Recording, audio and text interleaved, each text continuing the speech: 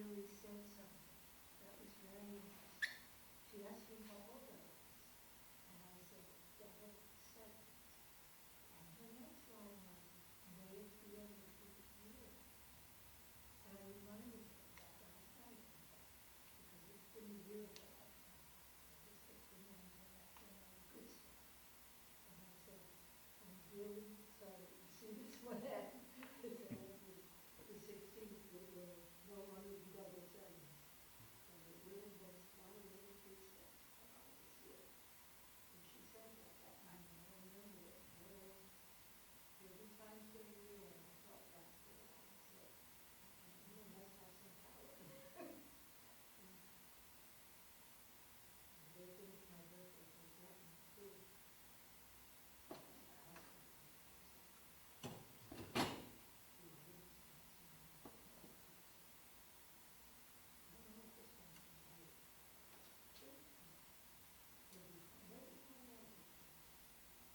Party music hall. There's three of us going to party at the same time. Actually, one person, there used to be three of us on the same day. But Harry doesn't get lessons anymore. But there's one other person on the same day. And then one other, I think one together. But we don't have class this week, so we got you'll like this. I sent an email to Scott. We don't have class this week because one of the students in the Is this the conference room? ERB? Huh? ERB? then I said, Is it this one? Definitely. you may not remember that we went to the took this week. Thought we maybe next week. I said Green Mountain on the outside of it. Without thinking what I was saying, with a joint cake. And then I said, that isn't what I meant. He emailed me back. I went, you have a joint cake. Okay. This is an email going back. I said, oh my God. Yeah. No, Scott, we're not going there. So your birthday is the next city council meeting? Next year meeting. Next year meeting. 16th. Middle of May. Plan tours. All definitely. So is that, actually.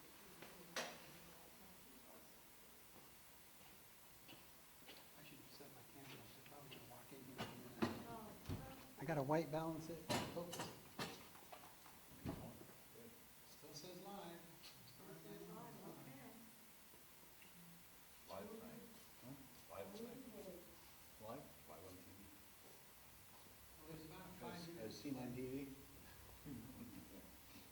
Deborah, what, a 5-minute delay? Must be after you guys, eh? It's better than the good old days where I used to do a radio call-in show. I used to direct one. We had 3 seconds in which to decide whether to air something or not. Let me tell you, one stress. I don't know. I could have this that. You gonna play basketball and lacrosse? I'm sure it's affected me. You a basketball player or lacrosse player?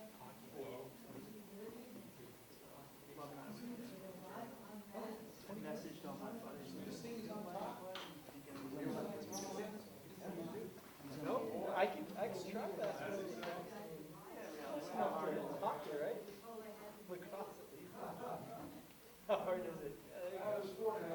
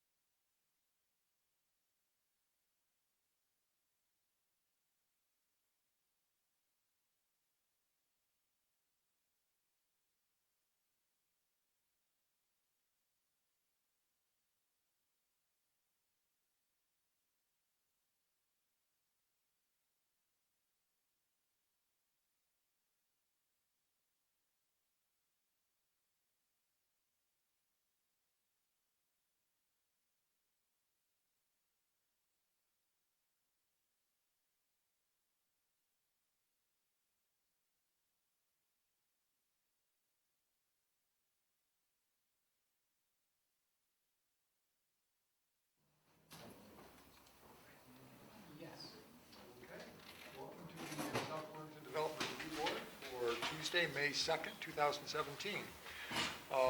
First of all, directions on emergency evacuation procedures.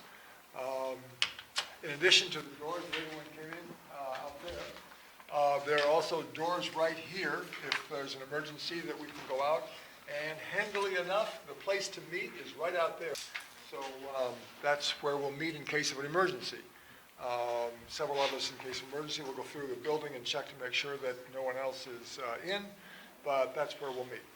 So additions, item number 2, additions, deletions, or changes in the order of agenda items. Yes, I'd like Okay. change.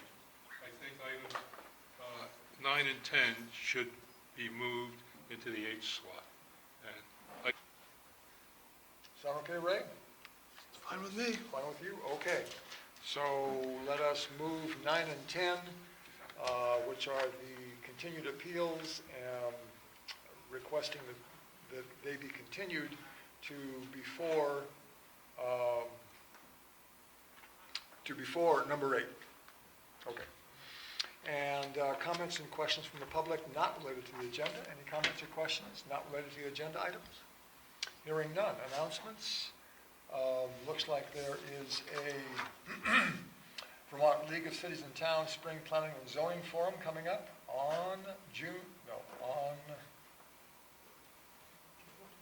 Yeah.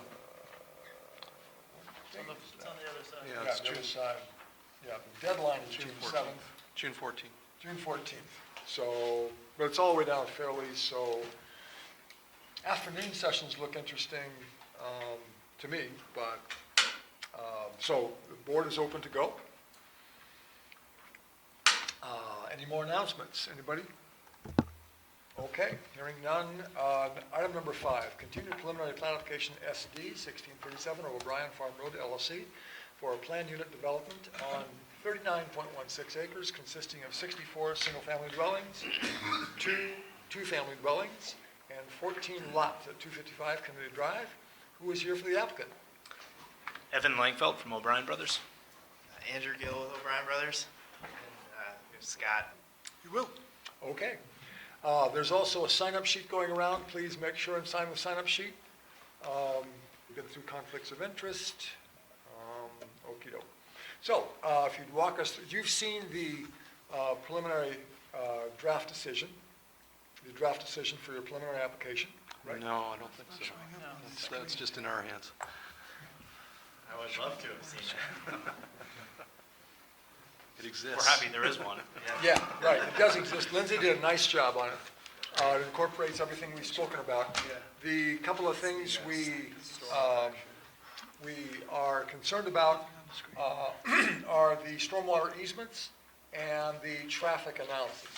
So we're going to wait for Justin Rabideau to give us more information on traffic, and if he's happy, we'll probably be happy unless there's something that springs out to us as such experts on traffic engineering.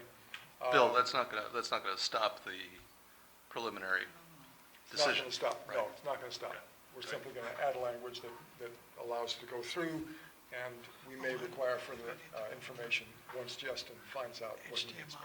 So the stormwater easements, they're now 10 feet, and we need 20 feet, so perhaps, Yeah, I can speak to that. Great.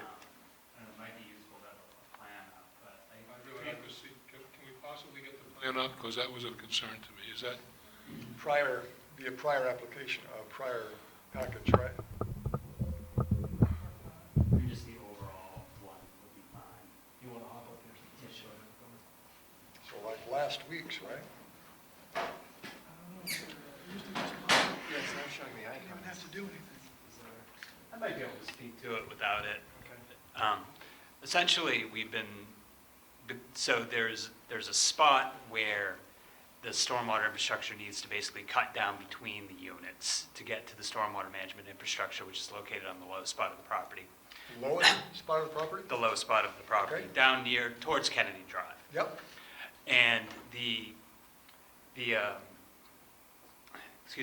so the units in that area, on the plans you've all seen, have shown about a 10 to 12-foot unit separation.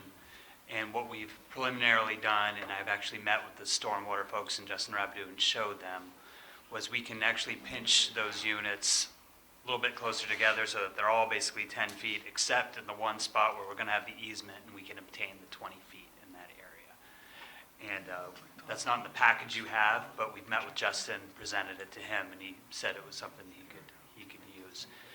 There's some other areas where that area particularly is like a stormwater main coming off a street down to the stormwater infrastructure. There's some other areas where we may have stormwater pipes within, like behind some units. And if those have to come down between the units, those will just simply remain private rather than being public. And Public Works has expressed that as an acceptable alternative as well. What we didn't want to do was have a situation where we had public utility infrastructure and then having it go to like a section of private and then back to public. That just didn't seem like a tenable situation. Right. So our final plat package will have all of those updates. I've actually already done them, but we haven't just updated it for this submittal. Well, I'd still sure like to see kind of what it looks like, because visualization is difficult without it. Is it that hard to get up? Yeah, we're working on it. But Okay. I agree with you, Frank, but we can do that in final. I'm sorry, we can do that? I agree that we want to see it, but we can do that in final. What we're going to, No, okay. what this calls for is is that they have to solve it. Yeah, we essentially, they asked for 20 feet and we've given them 20 feet at this point. So we can get to the 20 feet everywhere that stormwater is looking for it, is the short But version. So I have the map up here, and we could huddle around like Oh, a but campfire. but we can't get it We on can't there? show it up. Would you like to see I'm it? happy to 'Cause show I- you quickly, take 2 seconds. But Yeah, I'm not going to hold things up for that. okay. All right, other comments and questions from the board? Thank you very much for explaining that. I think they were going to explain to us more about, There it is. There it is. Hey. So last week's I packet. thought we were going to hear more about stormwater utility in general today. Right. Okay. Gentleman from Coastal Lansing, I'm sorry, Scott? that's right. Scott, he can show us on a map where they're gonna like compress some units and then widen at the easement. From last week's packet. Yep.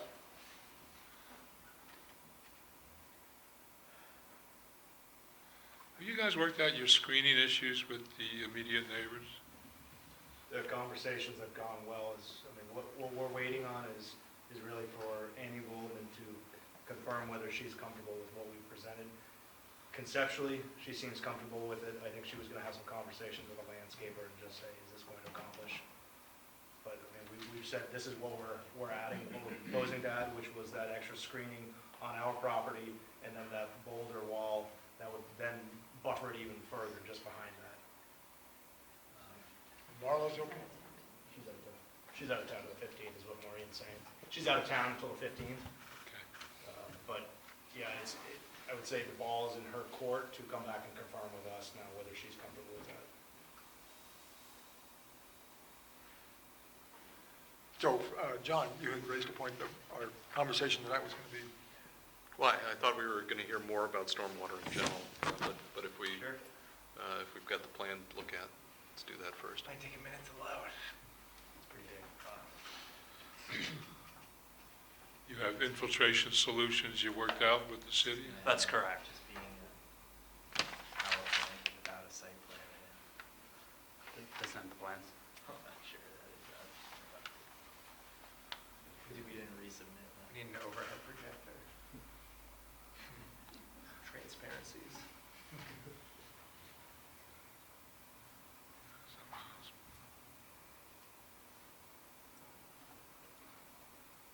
Well, maybe while we're waiting, Yeah, Scott can speak to the. I can talk about the infiltration stuff Yeah, while that'd be we great. wait. That's totally fair. So, again, it might be a little helpful to have a plan, but in general, about probably I would say 2/3 of our project to the north flows to an infiltration basin that we have designed down near Kennedy Drive, north of the Wind Ridge development. And so all those areas are not a problem. They drain to infiltration. Stormwater section's happy with that. What they brought up in some of their comments was sort of the other third of the project located to the south. If you recall, it's like roads C, D, and F, those sort of cul-de-sac roads that come off. Those flow back to the south towards an existing stormwater pond that will expand to accommodate the new development. And there was comments from Tom and Dave that we hadn't necessarily maximized infiltration possibilities in that area. And so what we did, and I did this actually today, this morning, is we went out in those areas to verify whether the soils were suitable for an infiltration-based system or not. Excuse me. And what we found is that while the soils are sandy, when you dig in it with a shovel, your first instinct would be that'd be great for infiltration. As you go down, you very quickly hit water table. You quickly hit soils that are not suitable for infiltration systems. We found those levels at roughly 2 to 2.5 feet below the ground surface. And the state of Vermont, for a stormwater permit, requires at least 3 feet of separation between the bottom of an infiltration-based stormwater system and the seasonal high water table. So anytime you have less than 3 feet, too high seasonal water table is basically a non-starter as far as an infiltration-based design goes. So we did that this morning. I sent a map and some notes off to Dave Wheeler in the Public Works Stormwater section, and he called me back. We talked about it a little bit, and he certainly relayed, at least to me, that he was satisfied and that I believe he was going to try to get something to Ray today. I don't know if he did or not. But we believe it's a resolved issue at this point, but I'll admit to not having seen anything formal. Yeah, I did speak with Dave Wheeler late this afternoon, and he did agree that, based on the information you provided him, that he would not be requiring that it be an infiltration basin there, so I think you're all set. I could use that plan there. Wait a minute, so you're saying this is not a solution, this is just an acquiescence? Well, a solution's not possible, so therefore it is an acquiescence. You can't infiltrate when the groundwater's 2 feet below the surface. It's not legal or practical. Which leaves us with what in a physical sense? It means you use practices for stormwater management that don't require infiltration, such as grass channels and stormwater ponds. I mean physically, what does it leave us with when you have a lot of water? Dave, scroll up one more slide. I guess I don't understand the question. Is an existing situation? Well, the point of the infiltration, the point of requiring infiltration is to prevent ponding and the accumulation of water on the surface, right? Right. And so almost any stormwater design, the intent, the perfect solution to your stormwater design is to basically replicate the existing pre-development conditions. And ideally, you can do that by infiltrating your stormwater runoff into the soil. But there are existing conditions, be it clay, high water table, ledge, where where you can't get infiltration even under the natural condition because of these existing limiting factors. And so your goal of meeting the existing conditions goes to limiting the peak flows to the pre-development values rather than being able to infiltrate, because it's simply not possible. And that's regardless of our development or not, whether you're putting one house here, a 10-acre parking lot, or anything. But but that's what I'm asking. Are you going to be able to limit it to pre-development? Absolutely, conditions? absolutely. We'll be getting. All right. Yeah. You're not making it worse, is what you're saying. No. That was the question, There are other methods that we will be using that aren't infiltration-based. which you've discussed with Public Works? Correct.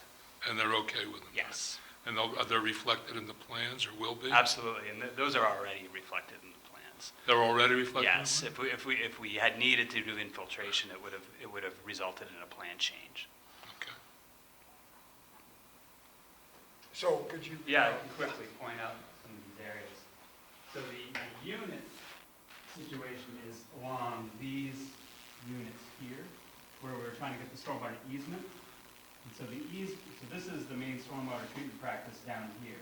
And there's a low spot in this road, right around in this 10 feet it is now to 20 feet. And what does that do to the sideline setbacks on those units? We didn't pinch them on the ends. So it's only a pinch between the existing units, so the setbacks are unchanged.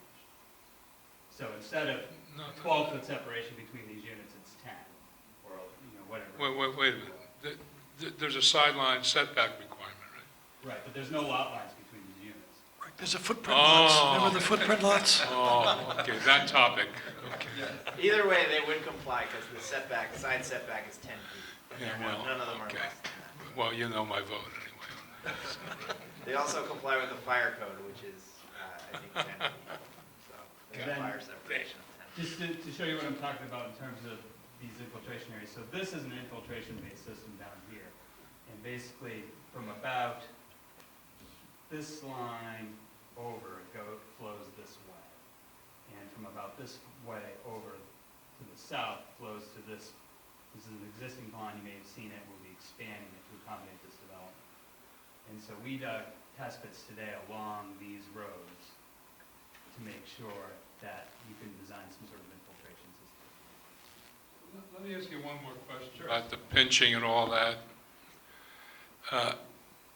You need a 20-foot easement theoretically so that the city or whoever needs to get in there can excavate at 10 feet on either side, right? How close are you, if you're excavating 10 feet on either side of this pipe that you're going to lay, or 10 feet of the center line, where are you in relation to the foundations of the buildings on either side? I believe I think you can excavate in a much narrower window. The idea of having the 20 feet is to allow you to have room for the equipment itself and room to stockpile soil. You can lay a pipe in a 3-foot wide trench. It's really a matter of having the room to operate the equipment, is why the Public Works requires 20 feet, is my understanding. I understand your answer. We had shown Justin the specific plan with the units and the trench. I can't remember if it's exactly, it might be more than 20 feet between the units, so the easement's not touching the units. But Justin did review it, and he was fine with it. Specifically sat down in a meeting and looked just at that, and he said that he was okay with it. More comments, questions from the board? David, you good? Good. Okay. Hearing none from the board, comments, questions from the public? Hearing none. It feels to me like we're ready to close on this. We'll make the language changes that we discussed and move on to final. I move that we close continued preliminary plat application SD 1637 of O'Brien Farm Road LLC. Second. Been moved and seconded. We close this application. All in favor, say aye. Aye. Opposed? Hearing none. Thank you very much. Thanks so much. Take care. Is it possible to get a draft copy of that decision on the way out the door? There are revisions coming. There's going to be enough revisions. Yeah, there's So- going to be a couple of revisions. I don't think so. Yeah, there's going to be a couple of revisions, so just, Don't push my luck. it was a good ask. It was good. Thank you. Thank you. Take care. Next item on the agenda, number 6, continued conditional use application. Continued, in fact, right? This is continued? Yes, but you need to swear in. Okay. Continued conditional use application CU 1703 of Charles R. Farrell to alter a non-complying single-family dwelling by expanding the third story by 427 square feet and constructing a 29-square-foot basement entry at 9 Pavilion Avenue. Who is here for the applicant? I am. My name is Charles, also known as Chad Farrell. I know. And I am Warren Irish, I'm with the architect, G4 Design Studios. With which architect? G4 Design Studios, I'm Warren Irish. Okay, thank you very much. Let's see, so I'll take one of these. That's all. Okey-doke. There we go. So, thank you, sir.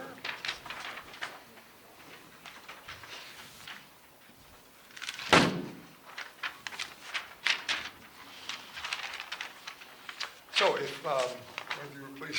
Yeah, explain. sure. Over here. All right, so what we're looking at here is a second floor addition to the existing house.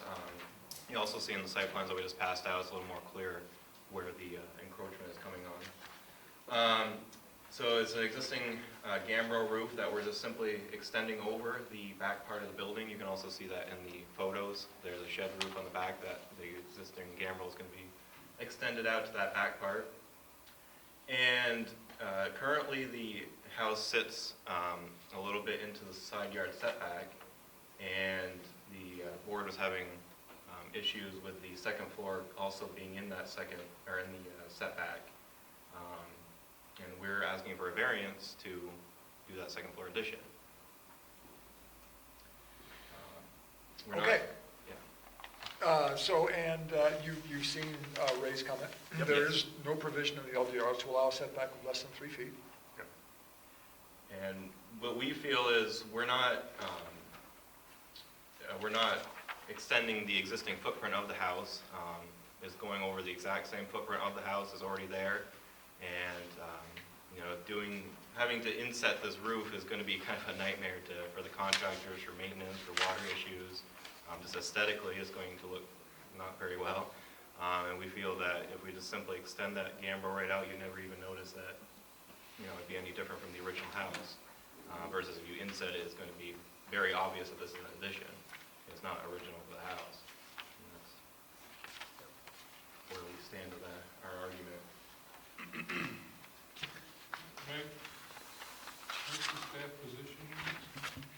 Well, the regulations do not allow the board to allow the side setback to encroach any closer than 3 feet. So the proposal is 2.5 feet. So the board does not have the authority to go any closer than 3 So feet. when he says variance, he means it literally, he's looking for a variance. Right, but he has not applied for a variance. But that's what it is. If he were to apply for a variance, he would be asking for this approval, yes. I don't see how we can possibly approve it. You certainly can't approve it under this application. If a variance request was to be I'm sorry, submitted. we certainly can or cannot? Cannot, under the conditional use, under the current application. If they were to apply for a variance, there are 5 criteria that the board would have to find to be true in order for them to have the authority to grant the variance. I can tell you, they're not true. Correct. This is dead. I'm sorry. Sorry, what's not true? You couldn't possibly meet the statutory criteria for a variance with this proposal. I'm not sure why. Why is that? Because essentially, boiled down, what it says is you can't get any use out of the property without the variance. That's the essence of the variance, of the statutory variance language. Okay. So we're already non-compliant? Right. Is that clear? So, I got that, and you think you should be therefore authorized to become more non-compliant? I mean, the footprint is already there. We're not extending the footprint. It's going over the exact same footprint. That's the issue. The building is already there. By constructing the addition, you would be constructing more home that doesn't comply with the setback, so you're increasing the degree of non-compliance.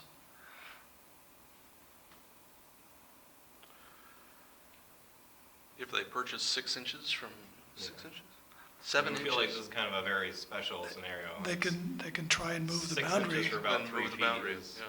not much usable space of the house, I would argue. can you go back to the survey, or the, yeah. And there was another illustration that showed the actual, Yes, like, with the 2 copy that you feet guys have. long. It's right There it is, right? This is what we're talking about, right here. It's literally maybe 6 inches by 3 feet.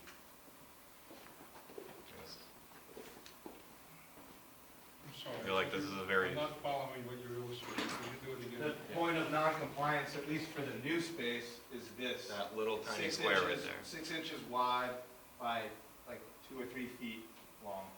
Can you change your design by 6 inches wide or 2 or 3 feet long? We could, but I think that the point is, it would, aesthetically, it would look pretty, It's going to be very, Interesting. very obvious that it's an addition. I think versus- functionally, it would not be ideal in terms of, constructability and O&M moving forward. Versus if you just extend out that gambrel, I can guarantee anybody who goes down through there is not going to even notice it happen. I'm going to say something that may or may not have impact, but it's illegal. And this board has no discretion to make it legal. Isn't that the point of the variance? John, what was your thought on moving the boundary? I mean, if he purchased 6 inches by 30 inches, I think that's what the Yeah, number is bump here. out that. From the neighbor? From his neighbor, Your neighbor.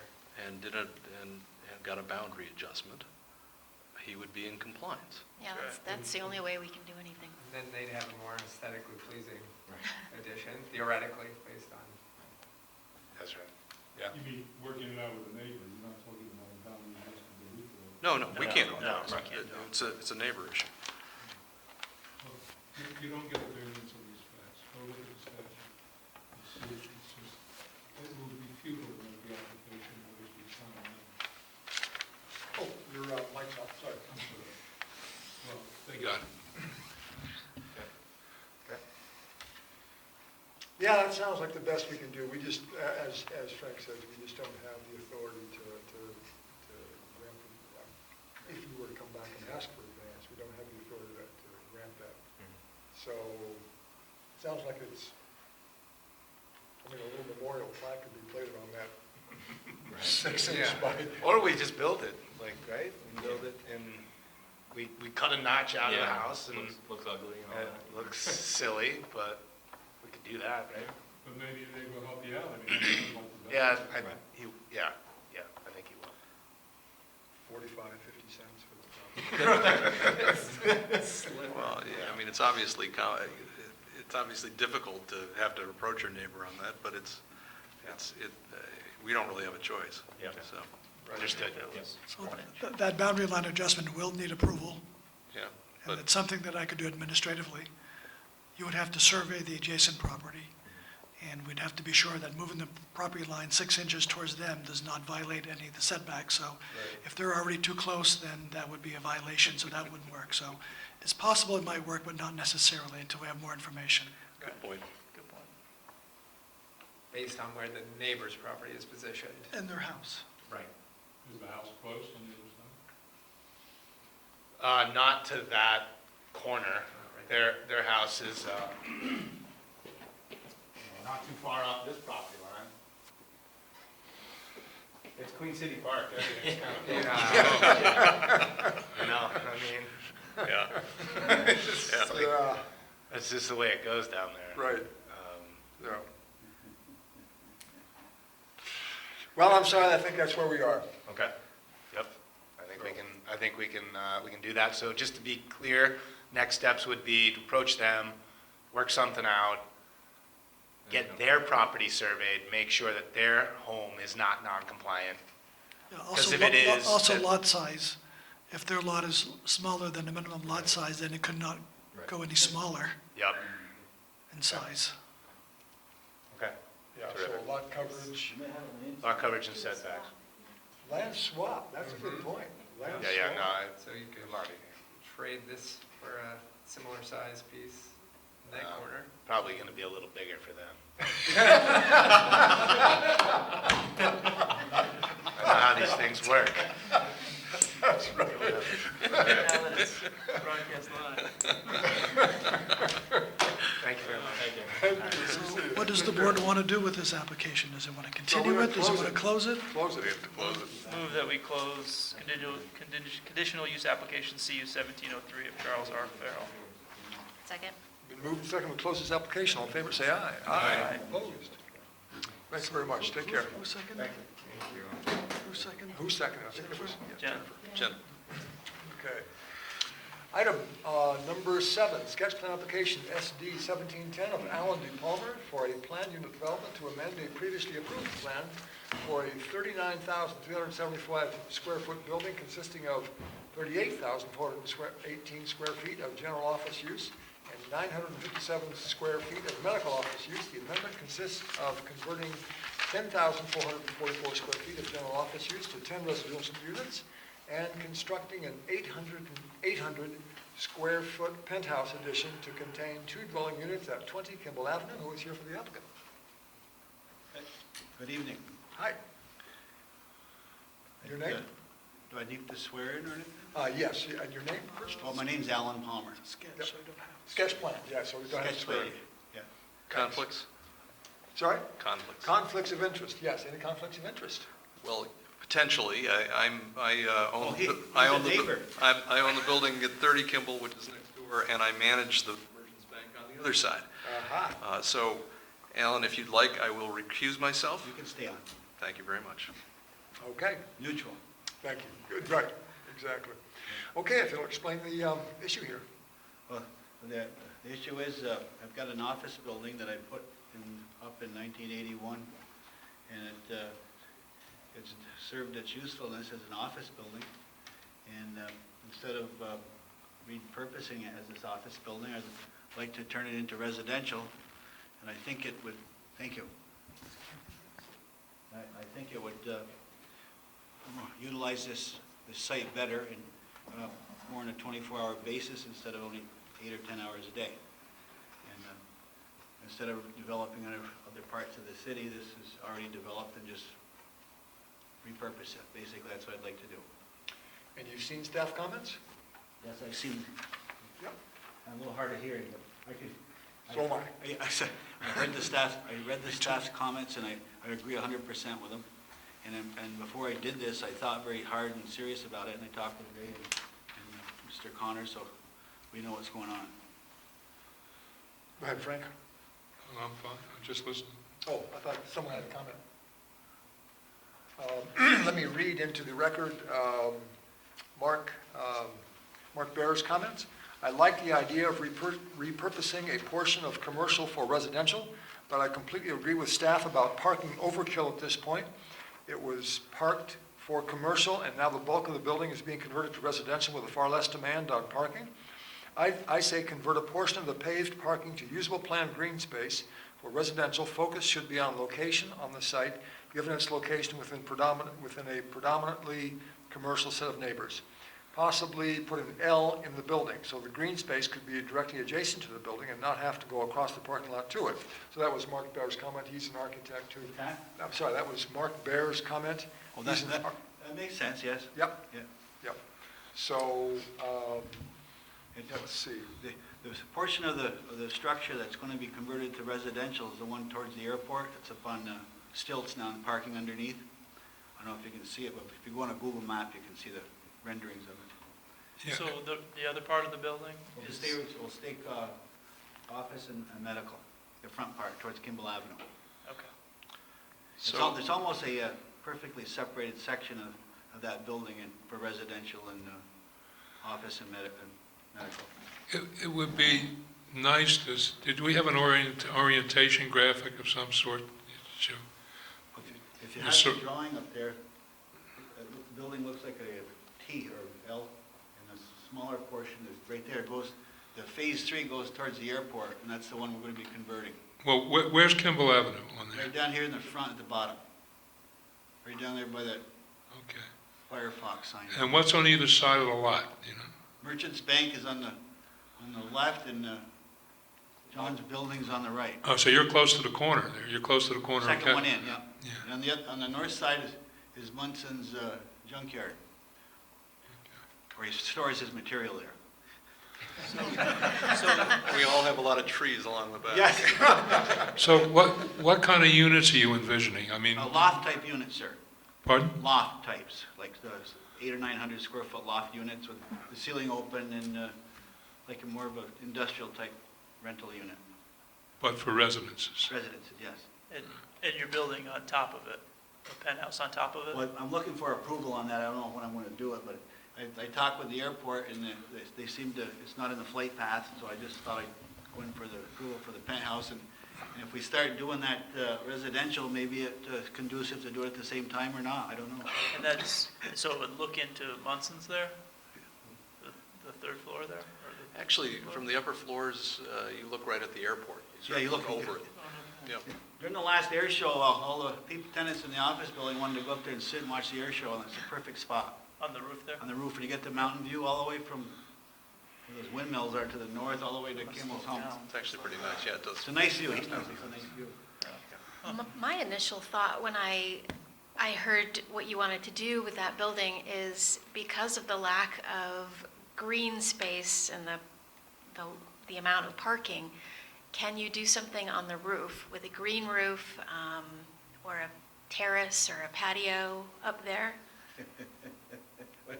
Well, talk to my wife. She wanted to live up there by herself, but I didn't care. I wanted to get gardens and things up there, you know, with the raised bed gardens and have it so that they could use it up there and do plantings, not heavy planting because of Right. the weight of the materials. Barbecue? Barbecues and things like that, and have, so that's what I thought. That'd be excellent. I was gonna put solar panels up there. So I was gonna try to do the whole building with solar if I could, because I've got a good track record with solar. I know kinda how it works. Alan, your I park, think- sorry, go ahead. Go ahead, yeah. Your parking count It's is, 143 spots, And- but if I switch it to medical in the front, you gotta have more parking than office, am I right, Ray? yeah, So I wanna be sure they can get enough, that road's gonna be a 4-lane road. How- I'm gonna move through, because my older boy works at the state, and there's approvals coming in for that. I don't know if you, how many spaces per 1,000 feet right now? How many feet do you have? there's 38,000 square feet, there's 143 spots. I don't know what So that you're works like out. 3.5. Right. 3.5, which is exactly the same as us next door. Yeah. So 3.5 per 1,000, and what you're talking about is changing 10,000 feet to 10 units, which is really 2 per 1,000. So you're going to end up with something like 20 extra spaces. And there was, when that was fully rented, at that section, there was 40 people working out of there, and I envisioned 20. So it'd be half the number of people in that office section. Well, I are want you, to make sure I don't cut my own throat with medical, because I know that needs more in the front. I don't know what that is. or maybe you could, well, are you amenable if you can do it without Oh, yes. violating? Oh, yes. I'd like To what Mark's suggesting, you're creating a green area, right? Yeah, that's an excellent thing to do. There's also the possibility of a shared parking. During the day, the office Okay. workers use the spaces, and the residents are gone. In the evenings, they come home, and the office workers are gone. That makes So sense. there's, so there could be a shared parking analysis created to establish what the baseline would be for parking. Good idea, yeah, excellent. And I don't mind putting green wherever it's got to be, and I came for the suggestions here from the board this evening. Is there a skyway between the commercial and what's going to be residential? Isn't there a walkway? There's a, yes, I think it's a 14 or 16 foot section that walks through between the two, yes. Yeah, Gonna stay, or? Pardon? They'll stay, yeah. They'll stay? They'll stay. that's a long commute if you live in the residential area. But there's a rear entrance, right? You'd use the rear entrance for the residential? Yeah, there's a, this building has 1, 2, 3, 4, has 6 different entrances. And in the back section, there's one in where that skyway is, and then there's one right in the middle going down to the parking. And it's for the exits of the fire exits. So we'll be using those 2 things upstairs. But you're satisfied that residential is, that these units are marketable in that location? Well, I think so. I'm not positive, but I think so. Because I think it's a terrific, Pardon? I think it's a terrific idea, I just don't know about marketability in that I've got particular young area. kids, and the group of people think it's excellent. In fact, one of my youngest person is a software engineer, and they work out of his house, and they can do all kinds of things with Skyping and international correspondence all over the world with a computer. And this building was set up for digital, and there's a fiber optic system going right down the front of that, and huge pipes. And it's all kinds of data, and it's the No, quickest we- internet two around. different, 3 different providers, I think, in our building. So unlike some of us, you're getting younger in your concepts. I'm not going to fall off the roof, though. I think it's a great idea. Yeah, well, thank you very much. And once we get it up there, I'm glad, it's almost like the overlook down on Spear Street. You got a nice, perfect view from up there, except for the down below, but you got these up and down curtains, you can hide it in the units, the view. Yeah, put the windows so they start like 4 feet or so. Yeah, you take those up and down, say hide it, and you don't get to see it, but there's been a really good interest in these units, and can't wait to get going. More comments, more suggestions?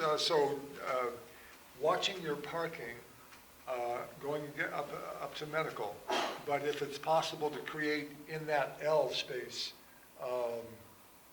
some garden area or some green space of some sort, that would be, it sounds like it's our main suggestion. Figure out how many parking spaces you need, and Yep. then work with the landscape architect, to figure out how to make it green. Where does the board think that the green space should be in this situation? Is there parking, there's parking underneath that? There's So you gotta have, you gotta have pavement there's up to it. 14 parking spaces underneath the structure. Okay, so you gotta, Like we're saying in the L.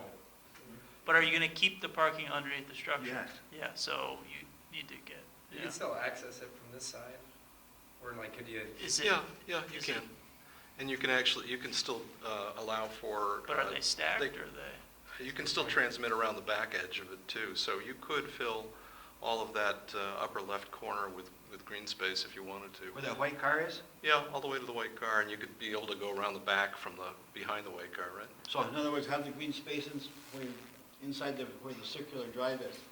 Yes, And that'll get the western it'll get the western evening sun, sun. yeah. Right.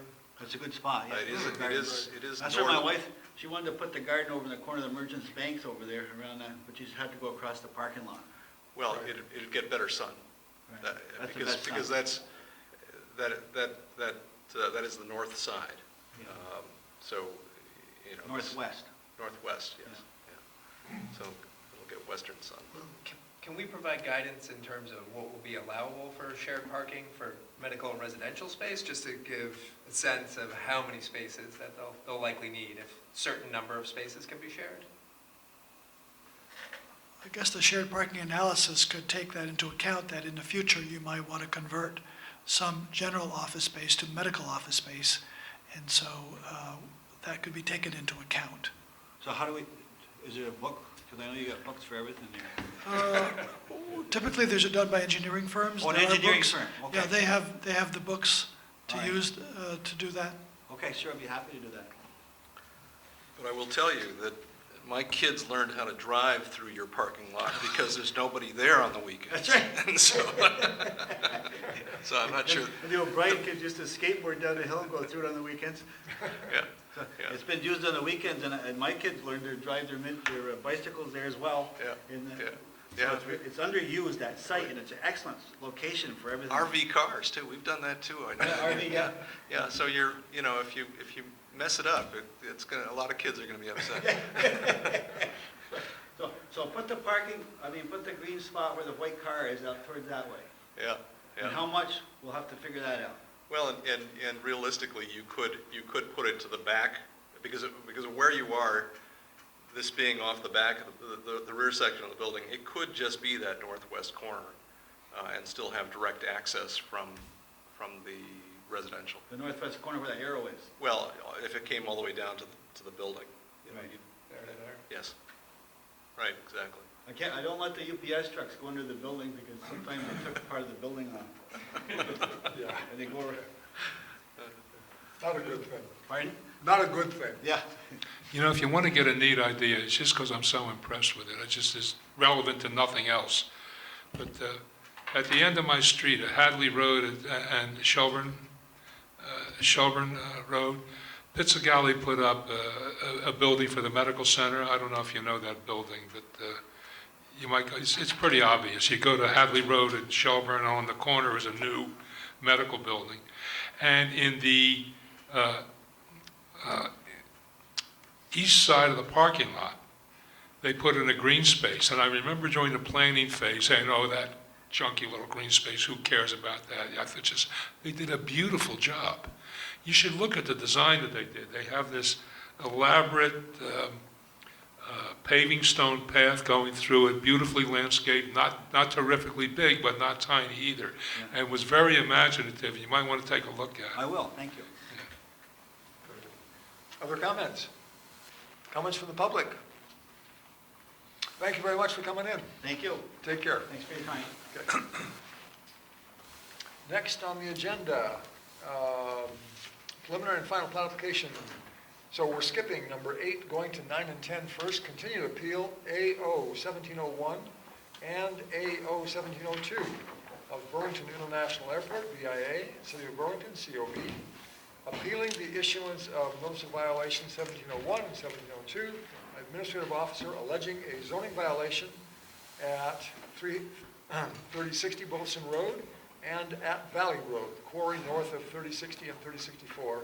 The appellant has requested this item be continued to a future meeting. Frank, did you have a comment? My first comment is, it's amazing to me how such lovely people can be here in support of such an outrageous proposition. And you, sir, I've admired your demeanor and your temperament in every appearance. I just want you to know that while I condemn what you're here to do, which is to have your gross violation of our zoning laws simply ignored. I'm against the continuation of your appeal of the finding of violation, and would like to hear your explanation for why you think you're not in violation. I assume you think you're not violating our zoning laws or any permit by what you've done. Is that correct, or am I mistaken? We are requesting, as we've come before the board before, and we have been working on resolving this issue. This is, and I apologize, Kim Sturdivant, Assistant City Attorney for Burlington. I'm sorry? Kim Sturdivant, Assistant City Attorney for Burlington. And so we'll, Okay. I apologize. Thank you, sorry. Would you please identify yourself? John Lindwall with Stantec Consulting. Yep. And if you'd please raise your right hand, and you promise to tell the truth, whole truth, and nothing but the truth on the penalty of perjury. I do. Thank you very much. So what we've come before you tonight is for requesting continuation on both notices of violation. And the first one that this is regarding is the one for 3060 Williston Road. I believe, if you recall, this was tenants of the airport that had put material and trash containers and stuff outside of where they should have for their site plan approval. We have removed that, but we also need to get the CO. We've applied for that, but during that process, we realized that we needed to get approval, seek approval for a change in tenants. We are working on that process. We've been in contact with Ray and are working through that, but we are going to need more time to do that. So I think it's unfair to say this is a gross, we are working towards this. We have been since we were aware of the violation allegation. And so I think that the continuance is appropriate considering that we're moving forward. So with regard to the first, the violation at 3060, your comment is that all of the additional material has been removed and the 2 dumpsters cited have been moved to an approved area under the current site plan. Yes. Ray, you agree? I cannot confirm that since I have not gone out there to do an inspection since they discovered the violation. Before I would go out there for the certificate of occupancy inspection, I decided to look to see that there were any other violations, and so I checked the tenants. And there was a couple of tenants whose uses in their space had changed without approval. And so the City of Burlington is in the process of applying for and getting approval for an additional use under the umbrella approval for this couple of new tenants that are contractors that don't have an approval under the umbrella at the moment. And once they get that approval, then they get a permit, then they can get a certificate of occupancy, assuming all the exterior items have been taken care of. All right, to save a little time on these AO-17-01, I'll move that we grant the continuance as to that one only. Let's see. So before we Any other, so we can either have a second to that, and then we can discuss. Second. Okay, second. Okay, so let's discuss that. Any discussion on that? I don't have a problem with it. I just wondered if anyone in the audience had issues to bring up. You want to pick a date for the continuation? June 6th was proposed. Is June 6th okay? All right, June June 6th, fine. So it's been moved and seconded that we continue this to June 6th. All in favor, say aye. Aye. Opposed? Okay, on to 1702. Thank you. With regard to 1702, as we explained before, this was a notice of violation that was issued for fill going into the quarry. That was being placed, once we received the notice, we investigated it and found out that that was some fill that was placed by the guard, not the airport. We requested it stop. And we had already been in for sketch plan approval to add more fill to the quarry. And the guard apparently jumped the gun a little bit. And so actually the next application is the application to approve the preliminary and final site plan approval, or the plat approval for that. So we're requesting continuance to allow time for you to hear the permit that's been pending and be able to hopefully close that, approve it, and then I would be able to work with staff to try to make sure everything else is all set on the. Ray, is there any is there any sanction available to us for the violation? If the violation is not cured, then there certainly can be a complaint filed in the environmental court. So, but we haven't. We haven't got to that point yet. We have paid double application fees pursuant to this notice of violation, which was over $1,000. So I believe we. I didn't hear the end of the sentence. We have paid, and John can correct me if I'm wrong, but I believe we have paid application fees that were double what they would normally be for this request because it was attached to a notice of violation, which was over $1,000 extra. Oh, that must have broken the bank over there at City Hall.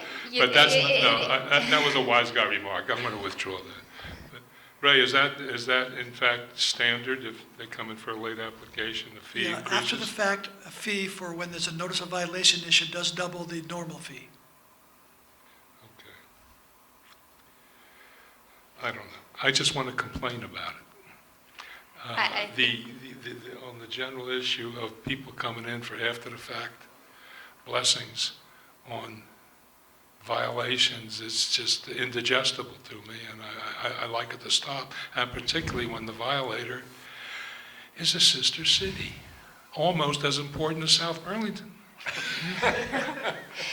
And Frank, I appreciate that, and I'm sure you know as a municipal attorney, I work frequently with violations. But in this instance, the airport, once it knew of it, has taken steps to address it. I'm going to stop now. Just to read into the on-air record, in your letter you state, as indicated previously, it was not the airport who placed the fill into the quarry, it was the Air National Guard. Once the airport was made aware of the situation, it requested the Guard to stop. To our knowledge, no other fill has been placed in the quarry since the notice was received by the airport. So it sounds like you're working with us and working with the National Guard. Yes. Yes. Yep. Okay. So, go ahead. Can we continue AO 1702 to June 6th as well? That's a motion, right? I move that we do so. Yep. Second? Second. It's been moved and seconded that we continue this to June 6th. All in favor, say aye. Aye. Opposed? All right. And on to item number 8, preliminary and final file application 1709 of City of Burlington, Burlington International Airport for after-the-fact approval to place 328,000 cubic yards of fill in the former quarry on the airport property north of 3060 and 3064 Wilson Road. Who is here for the applicant? John Linwall with Stantec Consulting.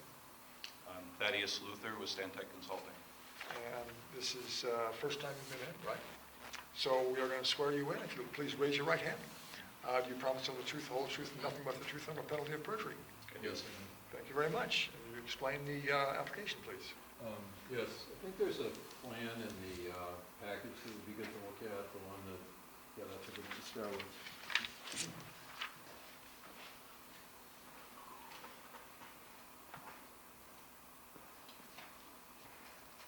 So We do have staff comments, and would you like me to address those, or would you like me to do an overview, or what would be best for the board? Perhaps a quick overview and then dive into the staff comments. Okay. So the project is to place some fill in this area here. This is the abandoned quarry at the southeast end of the airport.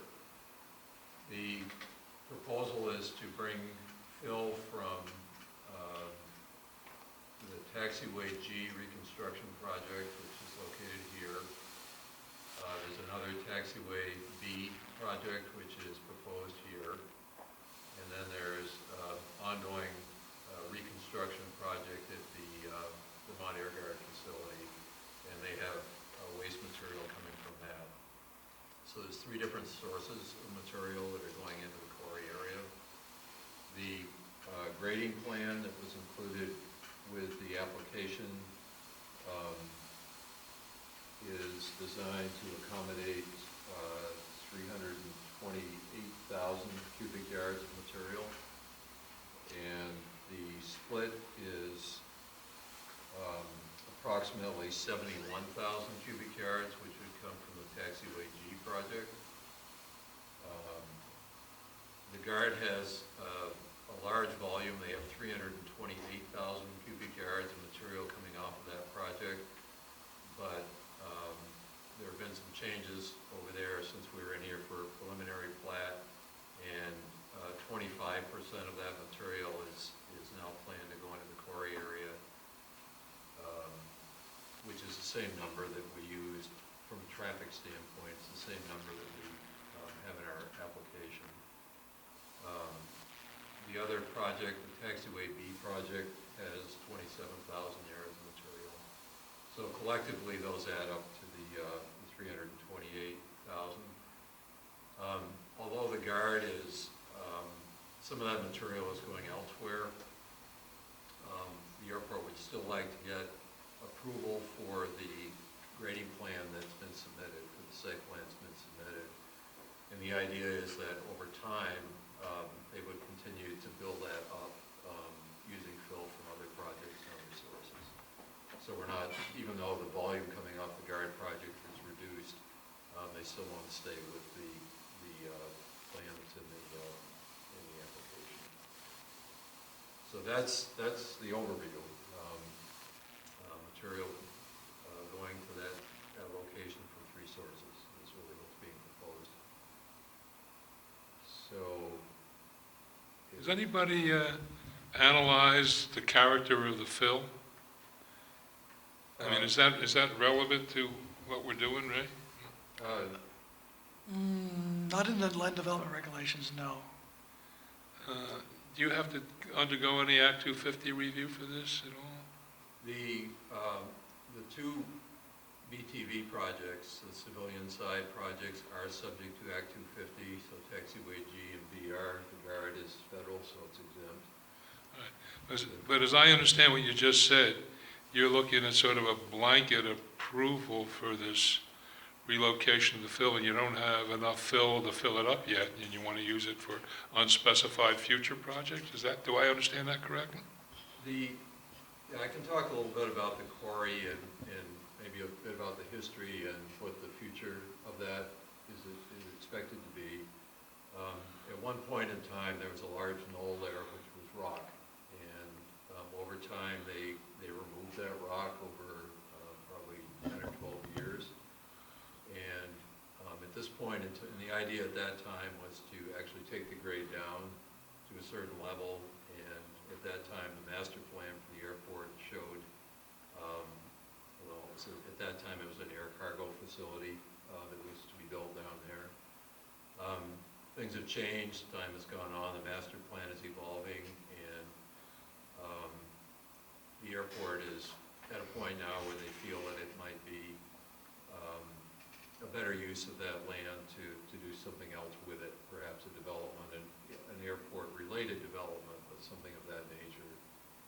So the idea is to bring in, even though it sounds like a huge amount of material, it's a large area, and it will bring it up somewhat in elevation, but not to the height that it once was.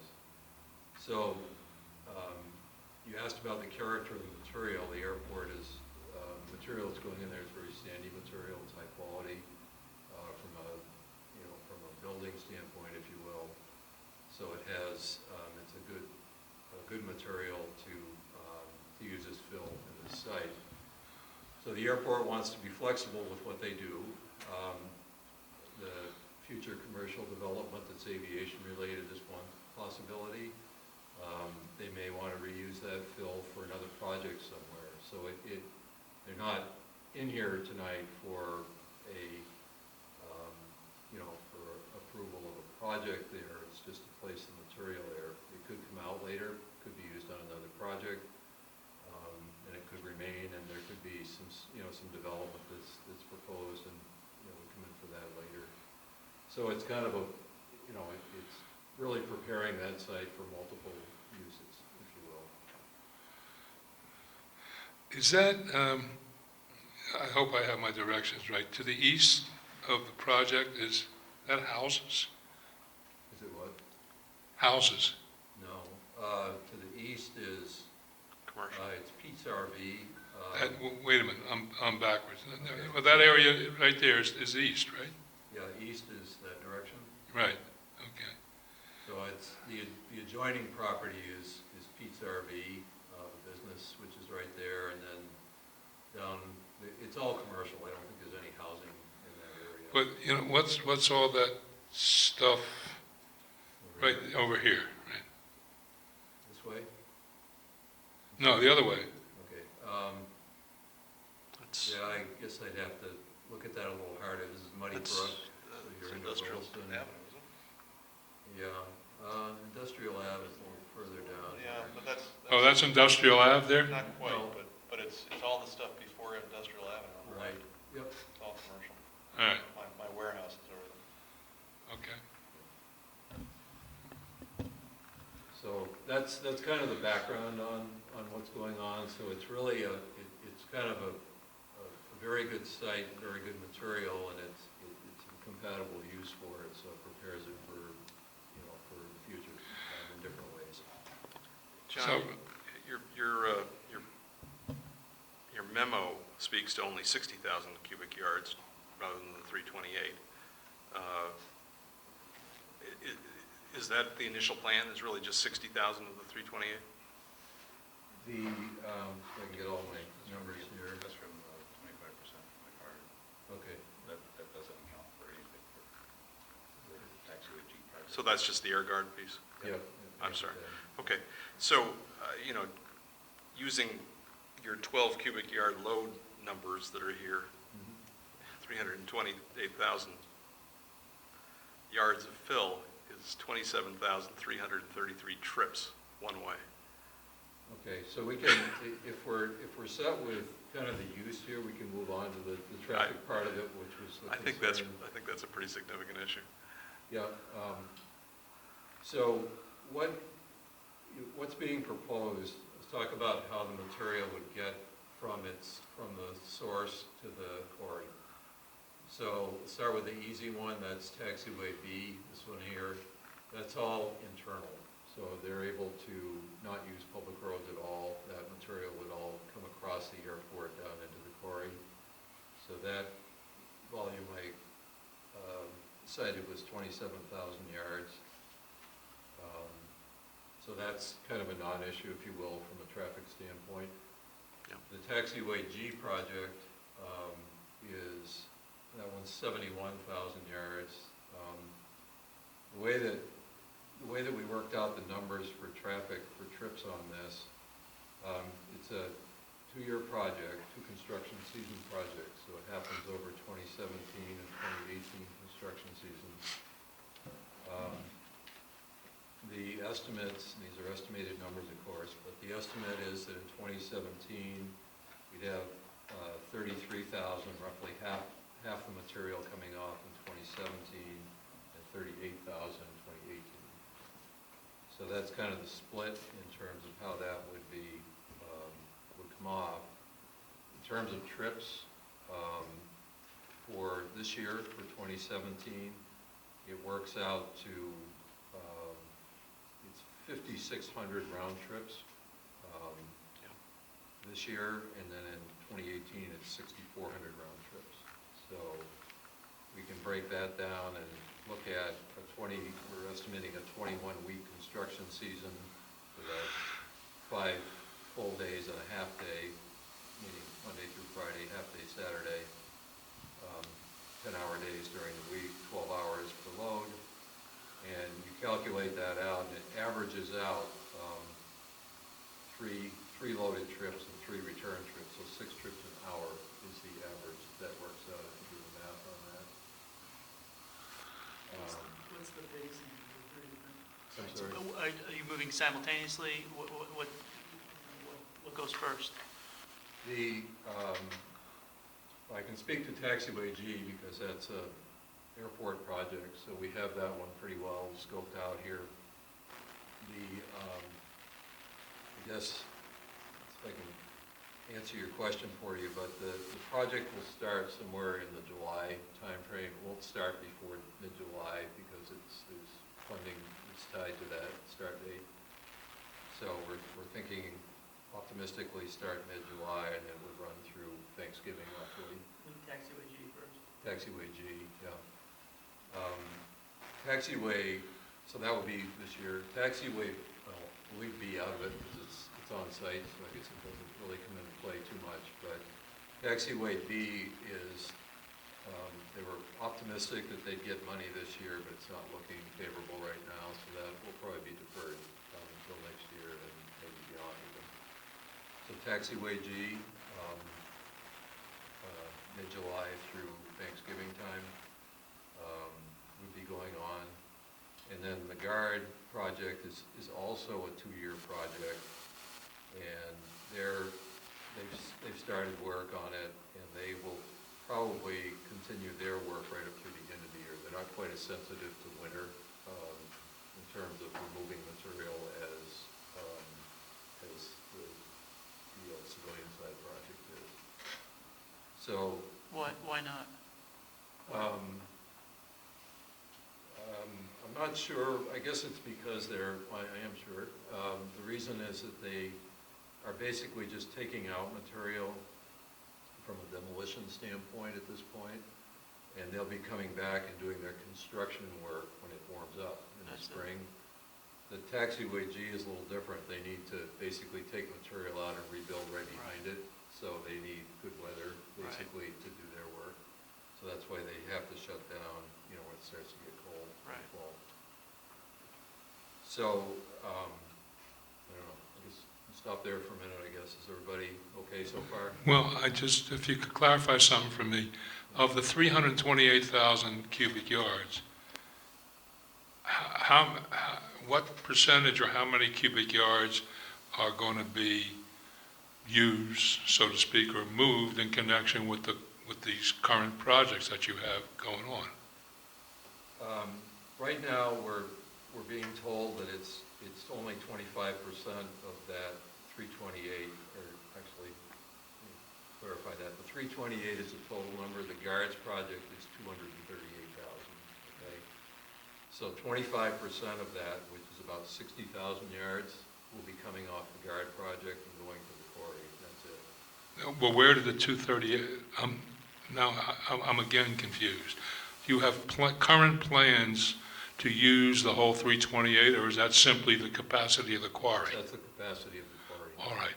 Is there a reason from a planning standpoint, particularly given the numbers that John pointed out, that we shouldn't limit our approval to what you need to do your current projects and ask you to come back and justify adding the additional fill, giving us real numbers pertaining to traffic and anything else of concern at the time you do those projects? Well, I think that the airport's perspective is that they have work that's, going on. They have a master plan which has projects that are anticipated over a lengthy period of time. And which we may or may not approve, right? I don't know the answer to that, I guess. But well, they would come here to get approval for those projects, right? Presumably, I guess. I'm not sure I know the answer to that. All right, so at that time, we could consider, one of the factors we could consider is the burden placed on the neighborhood or whatever other factors are relevant under the LDR arising from adding still more fill and more truck trips in connection with the quarry, right? So you don't have an immediate need for this 328,000. No, but I think that the airport would like the Yes, I understand the airport's perspective, and I'm asking if you can see the city's perspective.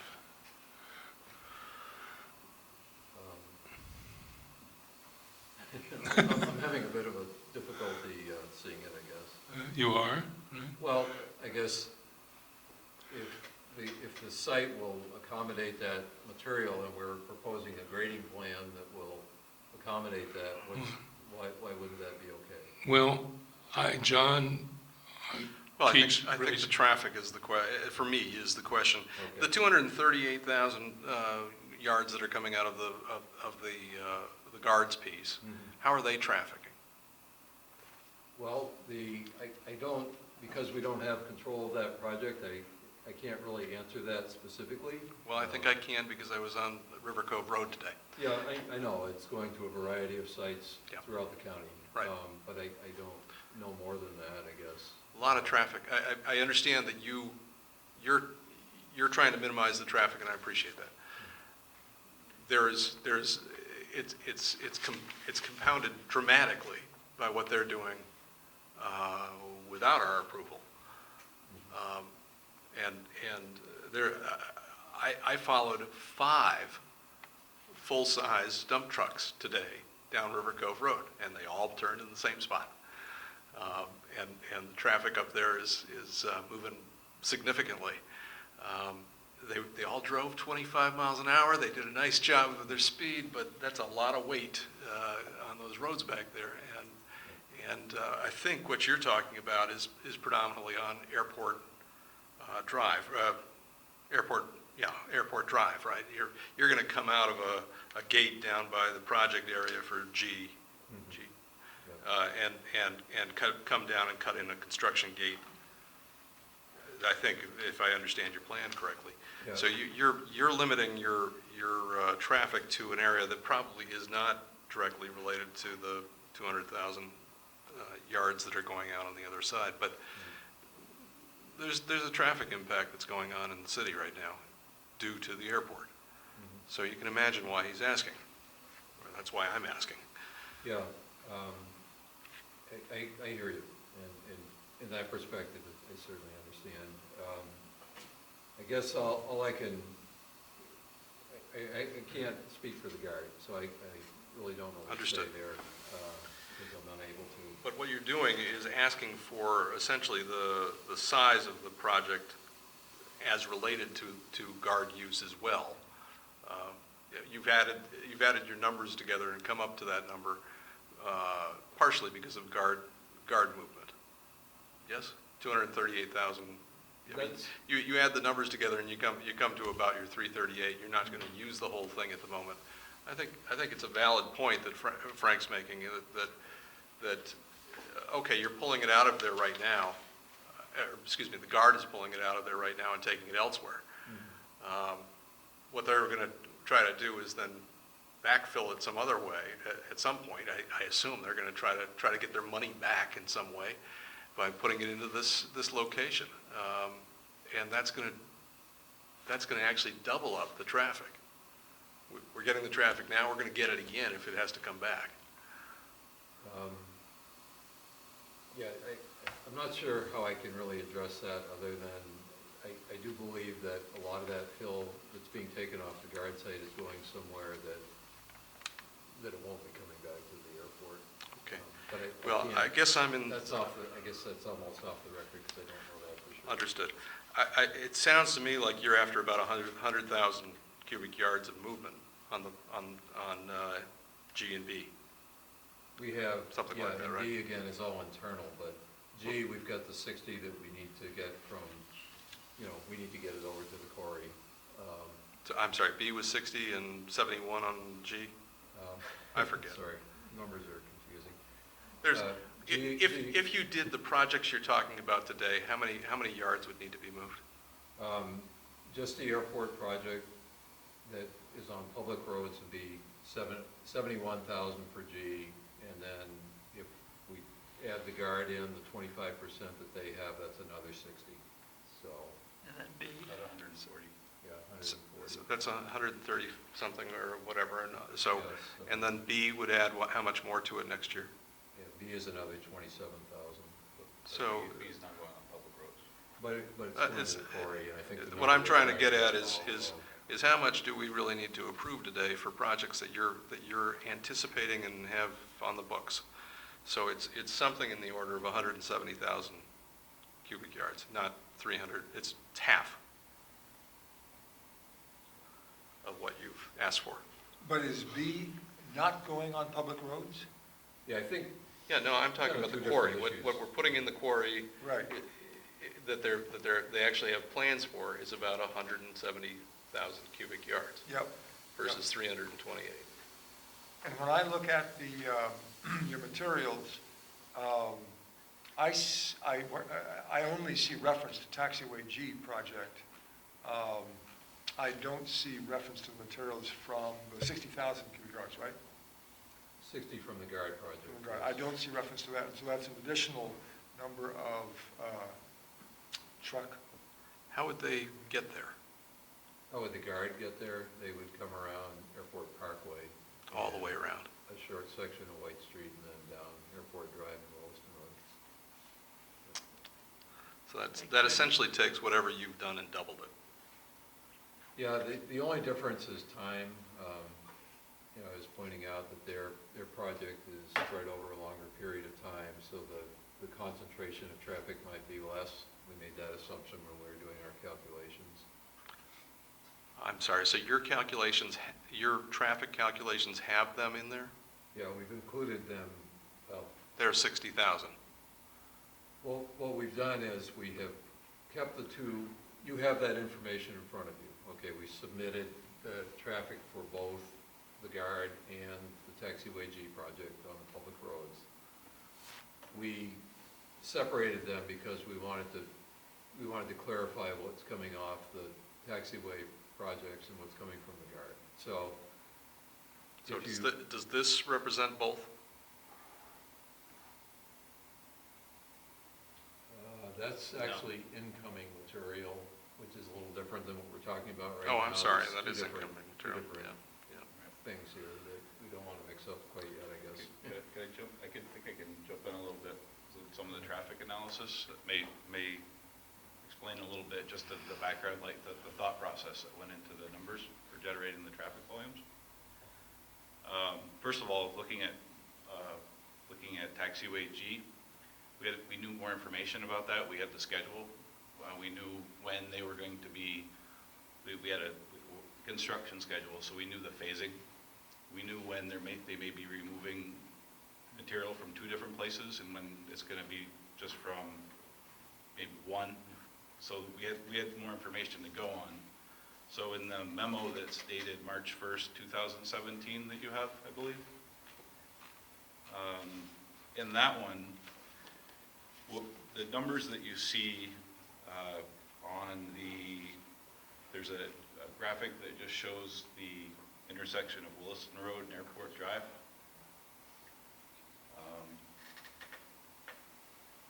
I'm not sure that you have that to project there. We see a memo dated March 16th. That's the Vermont Guard. That's the Guard. Right. There was one from the 1st. We don't have that. There.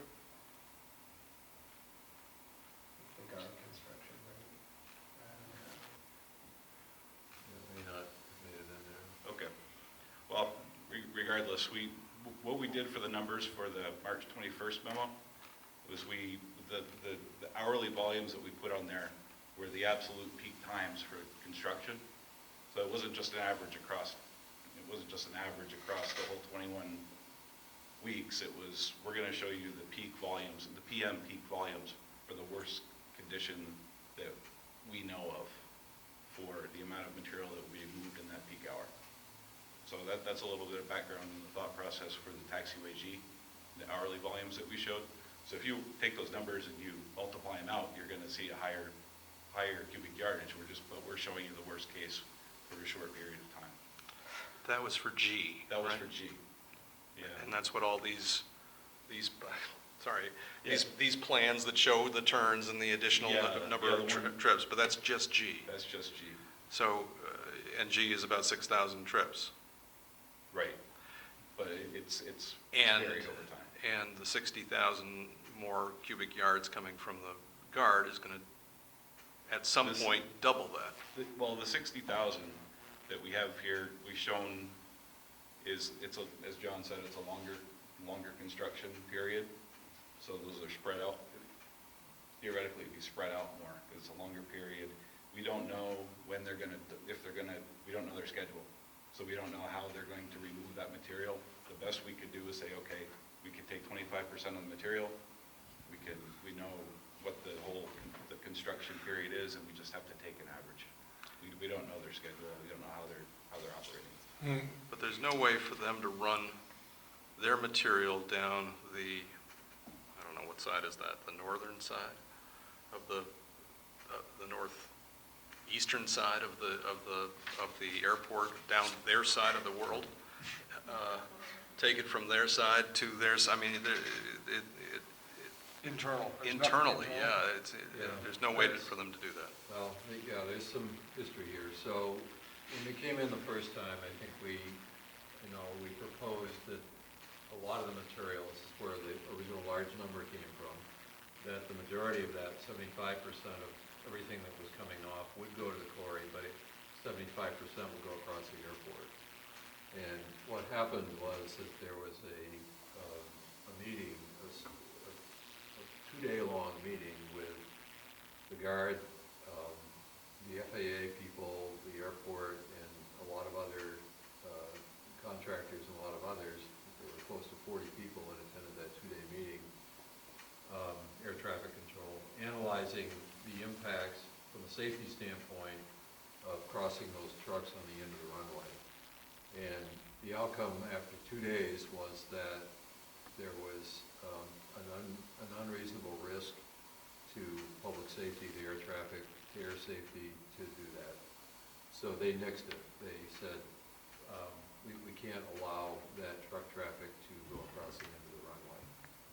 So that's what happened. That's why things have changed, and that's why the number decreased is going to the quarry from the guard side. And that's why you're seeing the other additional traffic offsite that John was referring to earlier. They're just doing whatever they can to get rid of it. But where would it cross the runway? Can you point it? They were going to cross, the proposal was to cross at the far end of the runway on the overrun at the south end, and it just, Couldn't rebuild the road. no, believe me, it was vetted as Yeah. thoroughly as it Can, could be. John, can you remind me why we're moving all this material? When these projects are done, when these taxiways are rebuilt, the guard is a very old facility. It's narrow, very narrow. It was built for fighter class aircraft, old ones, and they have a very, very narrow typical section for that. And also the depth of the pavement and the depth of the material underneath it, the crushed stone that goes under it, is not enough. It's not built to the current standards. So what happens is you remove that material, you take out the sand, you take out whatever's there, and you dig down to a depth where you can build it back up and build it to the width that you need to meet the current standards. So peeling off the layer and then filling it back. Yeah, that's really what it is. And the old bituminous material comes off, and that's recycled. But the material that's underneath it it's pretty high quality sand, as I mentioned earlier, and that's the waste that we're talking about. And the same thing happens on the civilian side on taxiway G. That's also a very old taxiway. Doesn't meet current standards either for width or depth. And that one is a little different as well, because that's actually being moved 100 feet closer to the existing, or to the runway. have to dig out the old material in order to build it back up again. So that's where all this comes from. Go ahead. If I understand the illustration correctly, and correct me if I'm wrong, the only place that the route, the internal route for VTANG would be intersecting a runway is right at the very end across just the tip of the runway? Is that, am I understanding that correctly? Yes, it crosses the runway down here. It gets a bit more complicated though because there are navigational facilities that are located in this area. So it's kind of a twofold thing. It's not only crossing the runway, but it's an interference with navigation aids that they couldn't allow. So it's called an instrument landing system, and it has, it basically is an array of antennas that provides horizontal guidance for airplanes and also vertical guidance for airplanes. So the trucks would be interfering with the radio signals, so to Correct. speak? Yeah, so that was a big part of the concern was that they didn't feel it was acceptable to have that interference. And how hard is it to relocate the array? It's not feasible. Okay. You'd have to take it out of service, which is one thing they looked at to temporarily disable it, but it was, it was determined, or the conclusion was that it wasn't feasible to do that. And were there any representatives of South Burlington, the city, or the neighborhood at this two-day meeting? I don't know the answer to that. I didn't see the sign-in sheet. Everybody could attend that. So it sounds to me like the alternative to this is to continue an unsafe condition for the National Guard and not have the upgrades to taxiways B and G. I mean, I think we'd all like to work with you and get, any improvements that can be made in the timing of the deliveries and the truck runs and so on. But unless anybody has, a really good, clever idea. Sorry? No, if you don't mind, Bill, let me ask one more set of questions. I think so you've got 70,000 cubic yards coming out of G, and you've got how much going back into G? It's about the Same amount. Roughly. So there's that many more trips. Yep. The 230,000 that are coming out of the Guard, they're putting at least that much back, right? Theoretically. Theoretically. I mean, they're in a dip over there, aren't they? Trying to. Well, that was a cut-to-fill situation, so a lot of the material that they were taking out when they demoed the taxiway F They actually went put back in. the hole. So that was the first thing they did, was to balance the earthworks there. Okay. So that doesn't come back in from elsewhere. They use that. But I guess my point is that all we're talking about is the movement of fill coming out. I know you've addressed fill coming in. Mm-hmm. We're missing another probably 200,000 cubic yards of fill coming in at least, I would think, for the Guard. This is a ton of traffic, and a lot of it is going right down Airport Drive through a congested area. I mean, I'd be a lot more comfortable with this if the Guard agreed to get the stuff out a different way. If the Guard was here and had and stepped up and said, yes, we will take it out Limekiln Road to Route 15 to whatever. I don't know where they're going, but I mean, I followed a whole lot of trucks down a 25-mile-an-hour Airport Drive today, and it's not. They were doing 5 in the time I saw it, not 5 per hour. There's a lot, and I'm in favor of doing what we need to solve the problems at the airport. I just want to do it in the least impactful way. I think you are doing that, but I think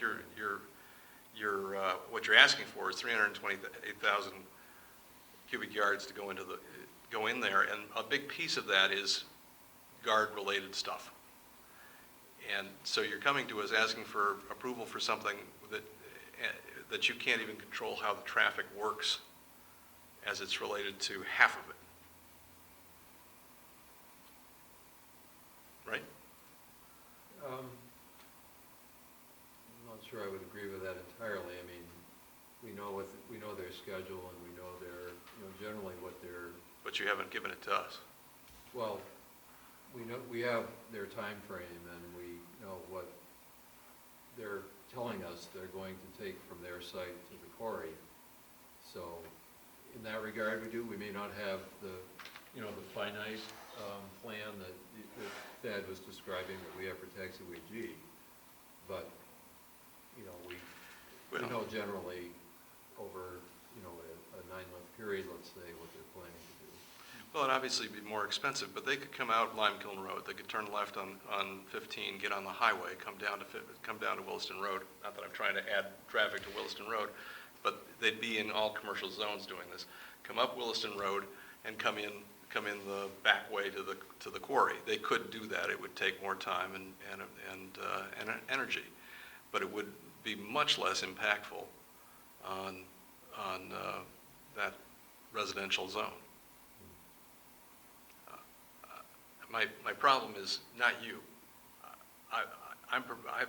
Personally, I'd be, given what you've given us, I'd be perfectly happy to approve your 71,000 cubic yards for G, and I'd be perfectly happy to approve B and have that move over to the quarry.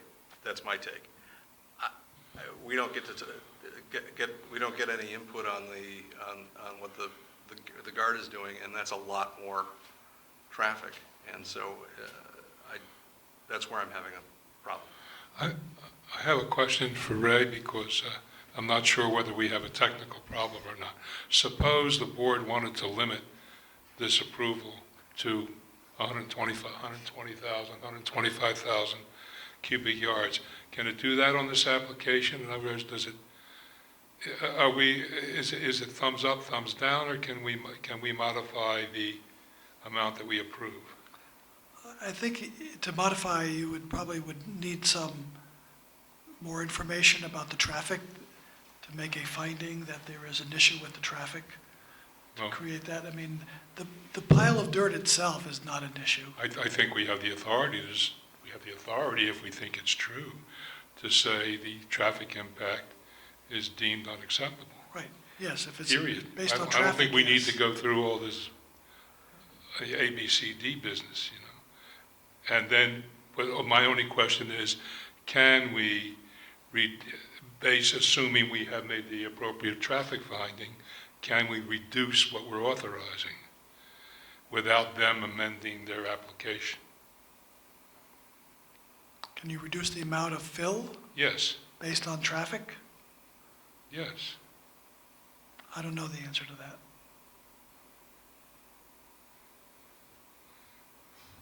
Well, we could say no based on traffic, right? You could. Right. So the logic is, if we could say no, we could say something less than completely no. Probably, yeah. I really try to be supportive of whatever particularly the air guard. But they're just rolling over us right now, and they don't have to come to us, and that's the situation. But you do for this fill, and that's why I have a problem. Is that what you're talking about is the fill is not all yours. The fill is the air guards, and they're the ones who are all over our streets today.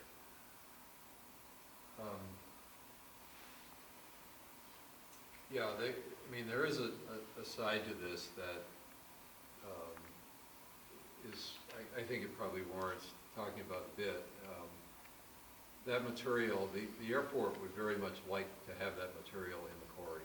That would be their preference, very strongly. The guard's material, just to clarify.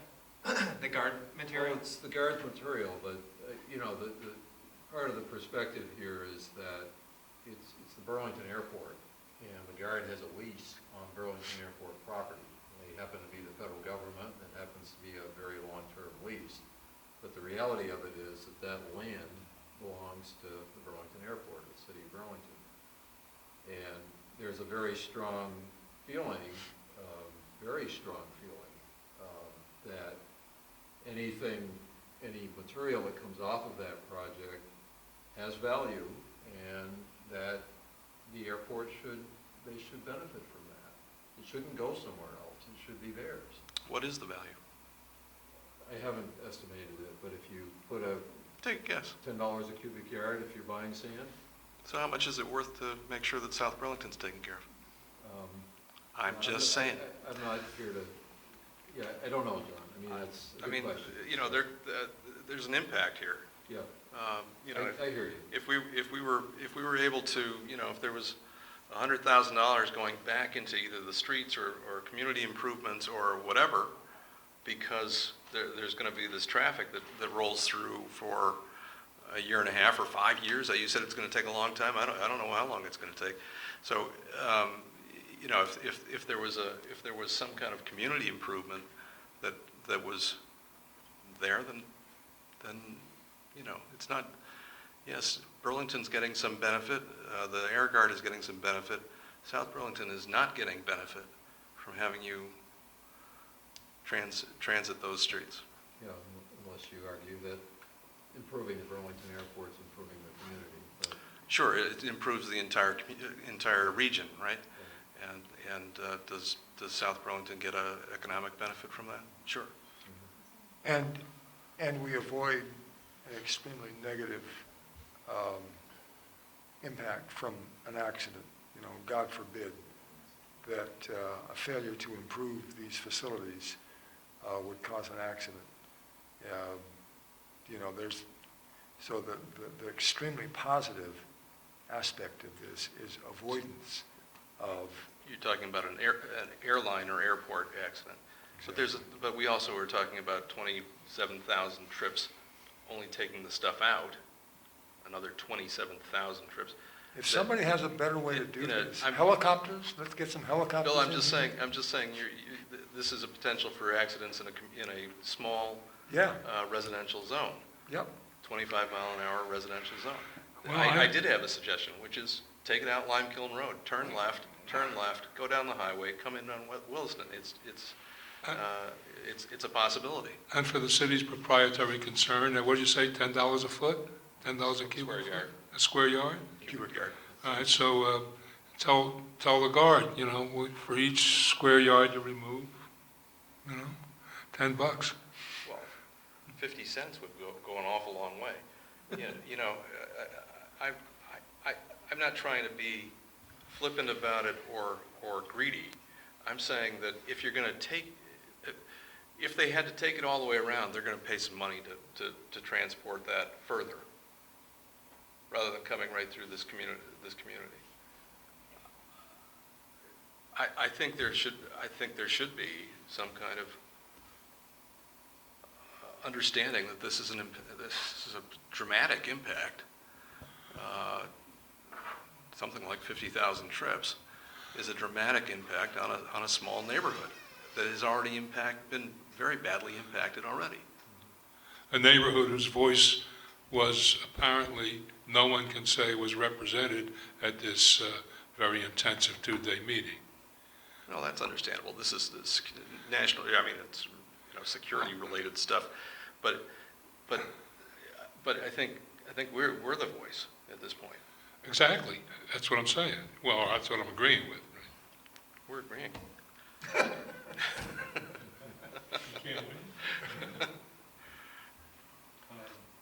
Well, so we've got two voices. So Frank, how do you feel about John's idea? I like John's idea that we strongly urge, to the extent that we have any power,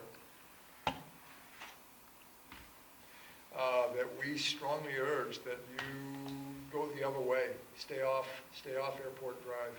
I think we do have power. I think we have the power to limit the amount of building within that corner. Yeah, That's different. That's a different issue. I think that's the only way we control the Vermont Air Guard, is by limiting the quarry.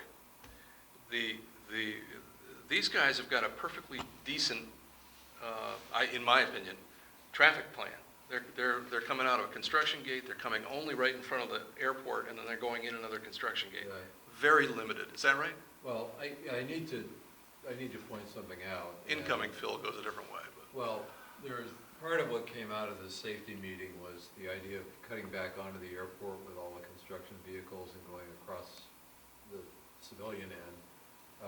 That became an unacceptable alternative to them too. Okay. So the truck, instead of doing that, they will be going to the Williston Road. The airport, Airport Drive, Williston Road intersection and down. Now, having said that, we can talk about what that means. It was 3 loaded trucks an hour was the number. So I know it's more trucks and they're going through that intersection, but It's a tough intersection, but it's still a whole lot better than running up through the residential zone. So Right. I mean, I would not have a problem with them doing what they're talking about for their 71,000 cubic yards that are coming off of G. I have no problem with G. I have no problem with B, which is internal. And there was another, I forget how much, but somewhere around 100,000 or 130,000 yards, I have no issue with. My problem is that since we have no control over the Vermont Air Guard and they're transiting whatever way they feel like, I don't feel like approving it. I'm all for the Air Guard. I really am. I just think they should recognize that they're transiting a very small neighborhood, and for a little bit more money, it's probably a lot more money, they could be taking this a different direction and not be running down the middle of a 25 So the difference or is something. White Street and Airport Parkway, they'd still be going down Airport Drive, but the difference is they'd be going through Airport Parkway past Pizza Putt and all that stuff, and down Airport Parkway to White Street. So that's the additional. Otherwise, the route is identical to what the airport's doing. Airport Drive down to Wilson Road, down to whatever that little street is. Yeah, so they go to the end of Airport Drive, take a left on White Street, go 2 blocks down, take a right on Airport Parkway, and then have to hook all the way down and around past the new building we just approved at Commerce Way. That's the current route. That's literally what I did today, and that's what the Air Guard trucks are doing right now. So you're okay with the Burlington Airport's trucks on Airport Drive. You don't think that's, because most of the houses there have been, it's just not residential anymore. There's just a couple houses left. Yeah.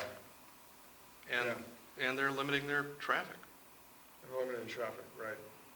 I think the city of Burlington has an argument for the fact that the Guard, and I don't know the particulars, but the Guard has a lease for them to use the property, but they don't have, I wouldn't see that would cover disposing of the property, and I'd rather that they find a better place to store it than to take it off, if it's got value, since they're going to be using it again. On the site. Right. Well, they're asking us to give them the option to put it in the site. I guess my question is why? How do you get it there? Why can't the Guard use the same route the same end route as on taxiway G? So instead of accessing Williston Road, go through the construction gate. So they'd have to drive across the... Rather than go all the way up to Valley Road, et cetera. You have to drive across the northern end of the airport, Yeah, it could be perhaps a compromise there. Going across the north end of the runway presents the same problems that we have at the south end, but if they could possibly, you have to think this through, but possibly if they were able to stay on Airport Parkway to get past the end of the runway, so somewhere across from the treatment plant, let's say, enter the airport again. It's a possibility that could work. The issue that would have to be worked out would be just the coordination between the contractors. now you have, remember, you have a construction project that's going on the airport in that same area where they would be going, so you'd have to see if you had room to fit all that in there, and you'd have to basically give them a corridor to, that was their own to work. It's possible, it's an interesting idea, something that could be looked at. I know it's quite tight in some areas through there, and I just am skeptical that we might not have enough room to fit everybody in there. John, is there a way for us to, and I'm speaking purely for myself, is there a way that we can find to get you approved so that you can get on with work on G and not give away the show?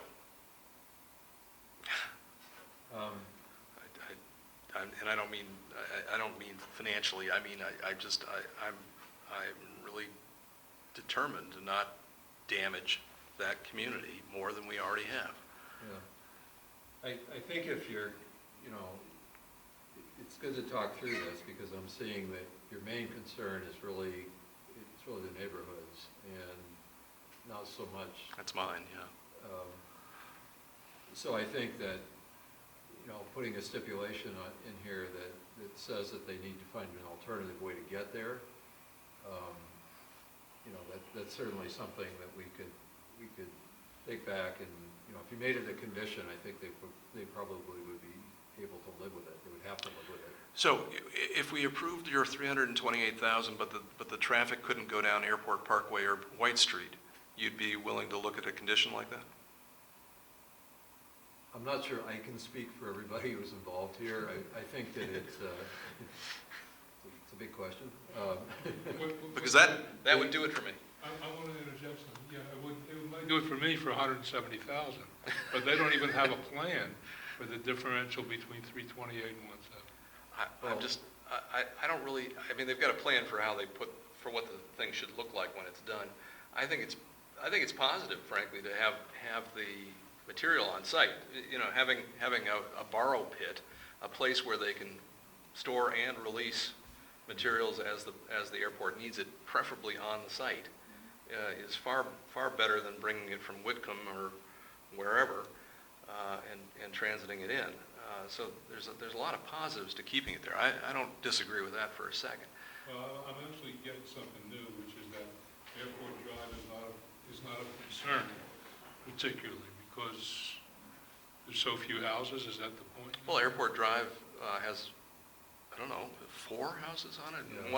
One of them is the deli, right? I mean, there's 3 or 4 houses on it. One of them is about to be torn down right now. Yeah, 1083. So, that area has very little that is not Residential. commercial traffic to the airport at this point, or the Avis cars coming and going constantly here. To kind of cross over jurisdictions a little bit. Are these is all of what Airport Drive is within a nose cone available for buyout? Yes. Right. And these are All of people Airport who are Drive. resisting buyout or haven't been offered, or what's the story with the remaining houses? Do we know? Not sure. I think one of them may be an elderly person that just wants to stay.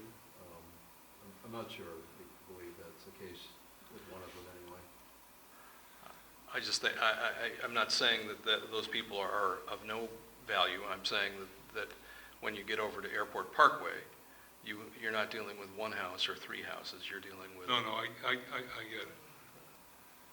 But, I still don't see why they shouldn't come back to rediscuss the volume in excess of 100. Your condition works for what they're not planning with the guard. I still don't see why they shouldn't come back for the differential between the 328 and what they actually need now. And I'd be fine with that. So if what they're asking for, if their need today is 170,000 cubic yards, and the condition to not run down Airport Parkway or White Street, or the side streets thereof, I'd be fine. Me too. So that would ultimately push the traffic onto Williston Road, I suppose, the guard traffic. If the fill's to remain on site, it has to go around then. It would push the guard traffic, it's coming off the other end. It would push it onto 89 Lime Kiln to 15 to 89 to Williston Road. Yeah. So I mean, I think with that, we have to take into consideration what's the traffic impact on Williston Road. So I mean, But it's David, squeezing the balloon a We little don't, bit. we don't get to control these guys anyway, Right. at all. So what we're ending up won't suffer. Everybody suffers on Williston Road. But there may be consequences we're not considering from a traffic engineering. Everything these guys are pushing, we're controlling. Everything that the airport can control, we are controlling. The rest of it is happening right now, without any control. So having a little control is better than none. I'm just thinking about what the alternatives are for the guard at that point, if we limit where they're dumping their fill. We're not limiting it. They're already going and dumping the fill now all over the county. Right. So what we're doing is giving them an opportunity to dump it here. They may still not choose to, but limiting the way they get there. That's all we're doing. If I may, if I could propose that maybe a condition that you think about would be the streets that you don't want them to use. Getting those in there and not putting a restriction on the volumes. And then, you're making the point, John, and it's a fact that the guard project's not going to stop. They're going to move that material regardless of what is discussed here tonight or anywhere. And it would be certainly in the airport's best interest in the city of Burlington's, and I think everybody's, pretty much to get that material back over into the quarry area where it could be used in the future for a use that's beneficial to the owner, if you will. Okay, so would you be getting, the route that you take to get there, I think, is certainly something that can be conditioned. John, are you willing to take a condition that, so you've given us traffic patterns for 100 and something thousand cubic yards of it, and you're asking for 328,000. Yeah. Would you be willing to have a condition that if you are transiting in any project more than X number of cubic yards, 1,000, I don't know, 10,000, pick a number, that you'd come back to discuss traffic? Because again, I think this could fix, because for me, this is not about the yardage that's going in. I understand it, I'm getting to the same point, but I think with a cleaner cut. That gets too finicky. Is it going to be 999 yards? Well, who knows? But what happens here is that they have a plan for how to fill 328, and they want to be able to not have to I assume. No, they have room for 328. They don't have a plan for how they're filling 328. No, I'm saying they have a physical plan for what the grades would be. They have the capacity for 328. And a grade plan for how it would get filled, correct? Yes. Yeah. And so if you change it to 170, they have to change the grade plan. And if they then want to add 30, they've got to change the grade plan again. My whole, I don't have a problem with the 328. I just have a problem with how you get there and the traffic. Wait a minute, why can't they grade for the 328 anyway, since they don't know when It's going to happen. Or what they're going to do? We don't care about the grading.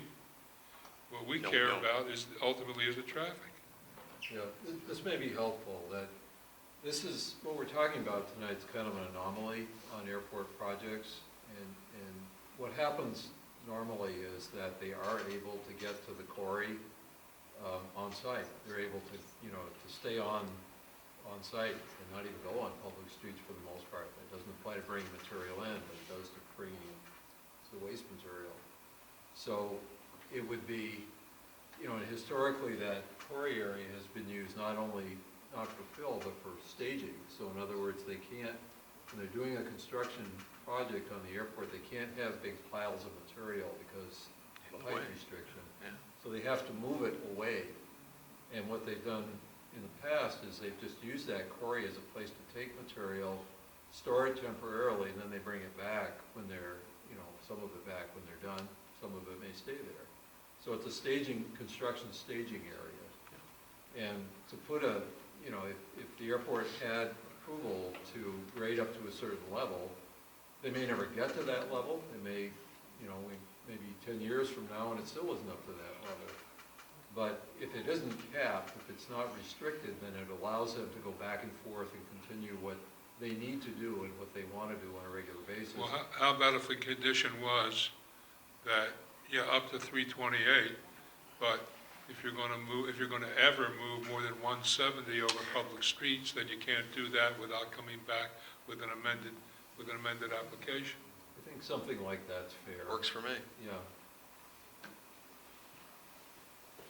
Ray, you got that? No.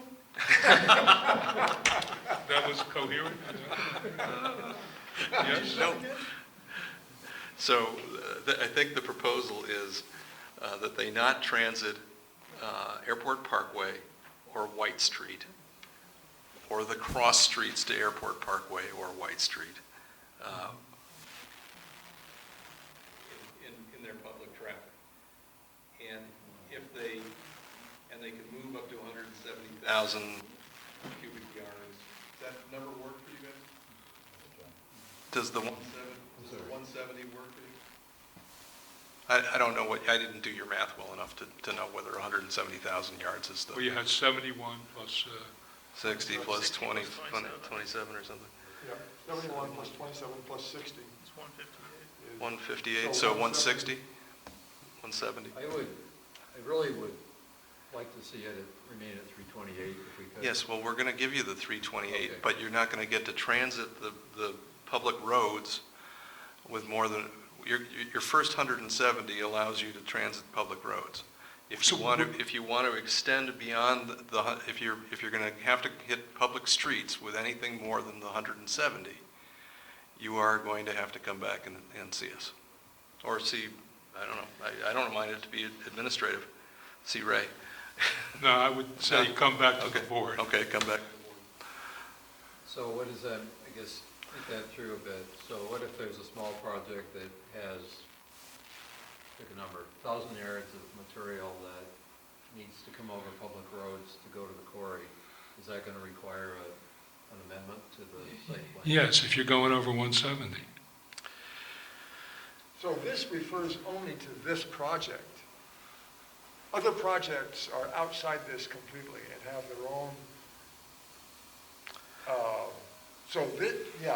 I don't think we're talking about like all the projects that the airport will ever do in terms of constraining.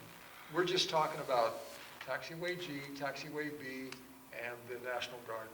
No, plus room, plus the rest of the 328 for this construction savings, for example, or any other project you can do that you can move on internal roads. But if you go outside the internal roads, then you come back and seek an amendment. This is a compromise. It's a pretty fair compromise.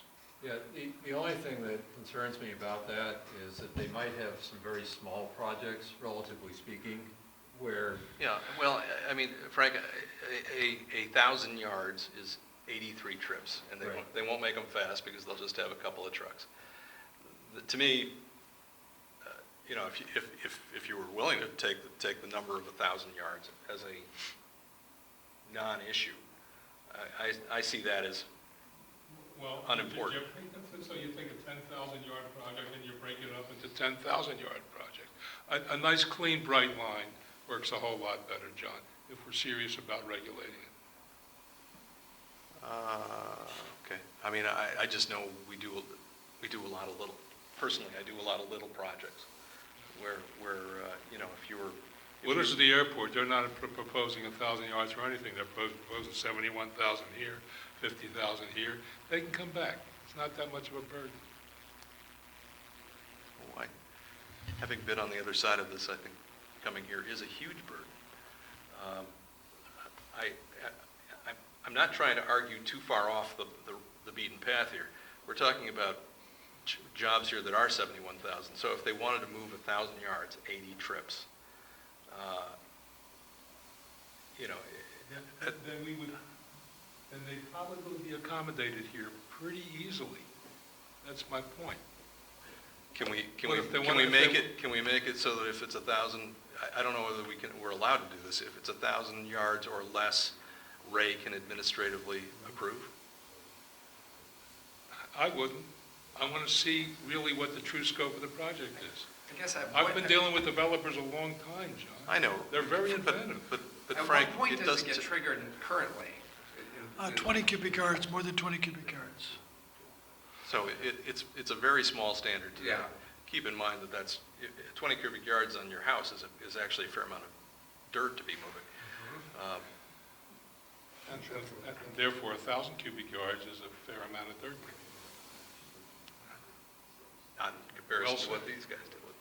So, I don't want to be too prohibitive based on the projects that are necessary, but I don't know what the solution is. I think you have to have to set a number, so I don't know if we could provide a buffer. well, why don't we For set the those number small at, projects. let's set the number hard, and you guys can come back and see if we can talk about it. Maybe you can come up with a creative solution for after you hit that 170.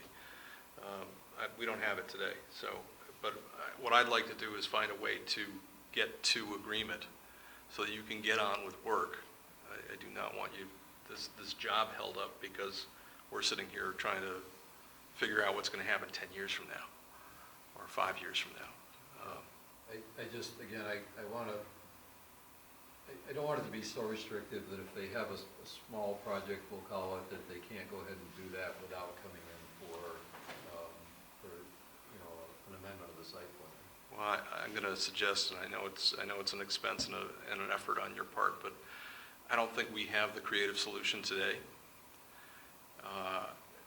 And I think Burlington wants to get on with building what they want to build. And what you've got is, as long as you stay off of Airport Parkway, stay off of White Street, and Don't transfer more than 170,000. and don't transfer more than public roads. 170,000 over public roads, you've got a deal today. And you've still got your 328, so the additional 160, 158 can go over internal roads.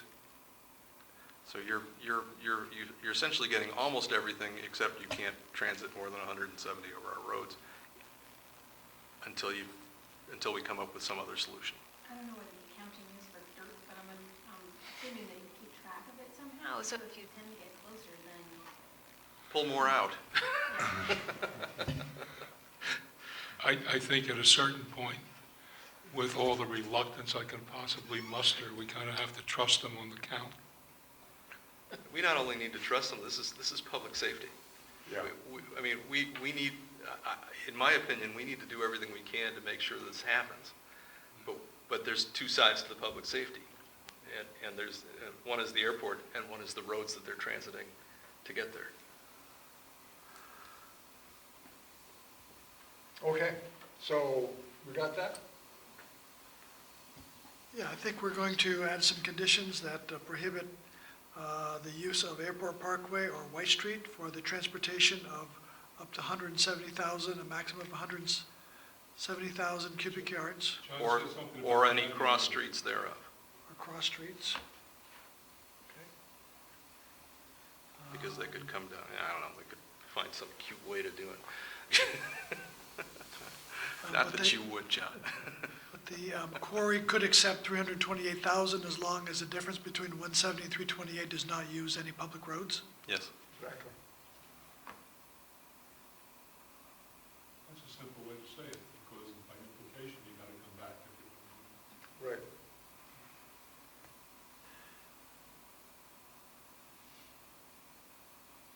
How's that sound? Not what you came for, but. Not what you came for, right. Well, so my goal is to allow you to do what you need to do quickly and keep our kids safe. So staying off Airport Parkway, staying off White Street, that's very important. But getting you to get into a plan with your contractors and so on that just gets this going. Yeah, understood. So does this accomplish that? Yes. Okay. All right, thank you. Move that we close preliminary final plan application SD 1709 of City of Burlington, Burlington International Airport. Second. It's been moved and seconded, we close this application. All in favor, say aye. Aye. Opposed? Thank you. Sorry to put you through that, but we appreciate it. Thank you.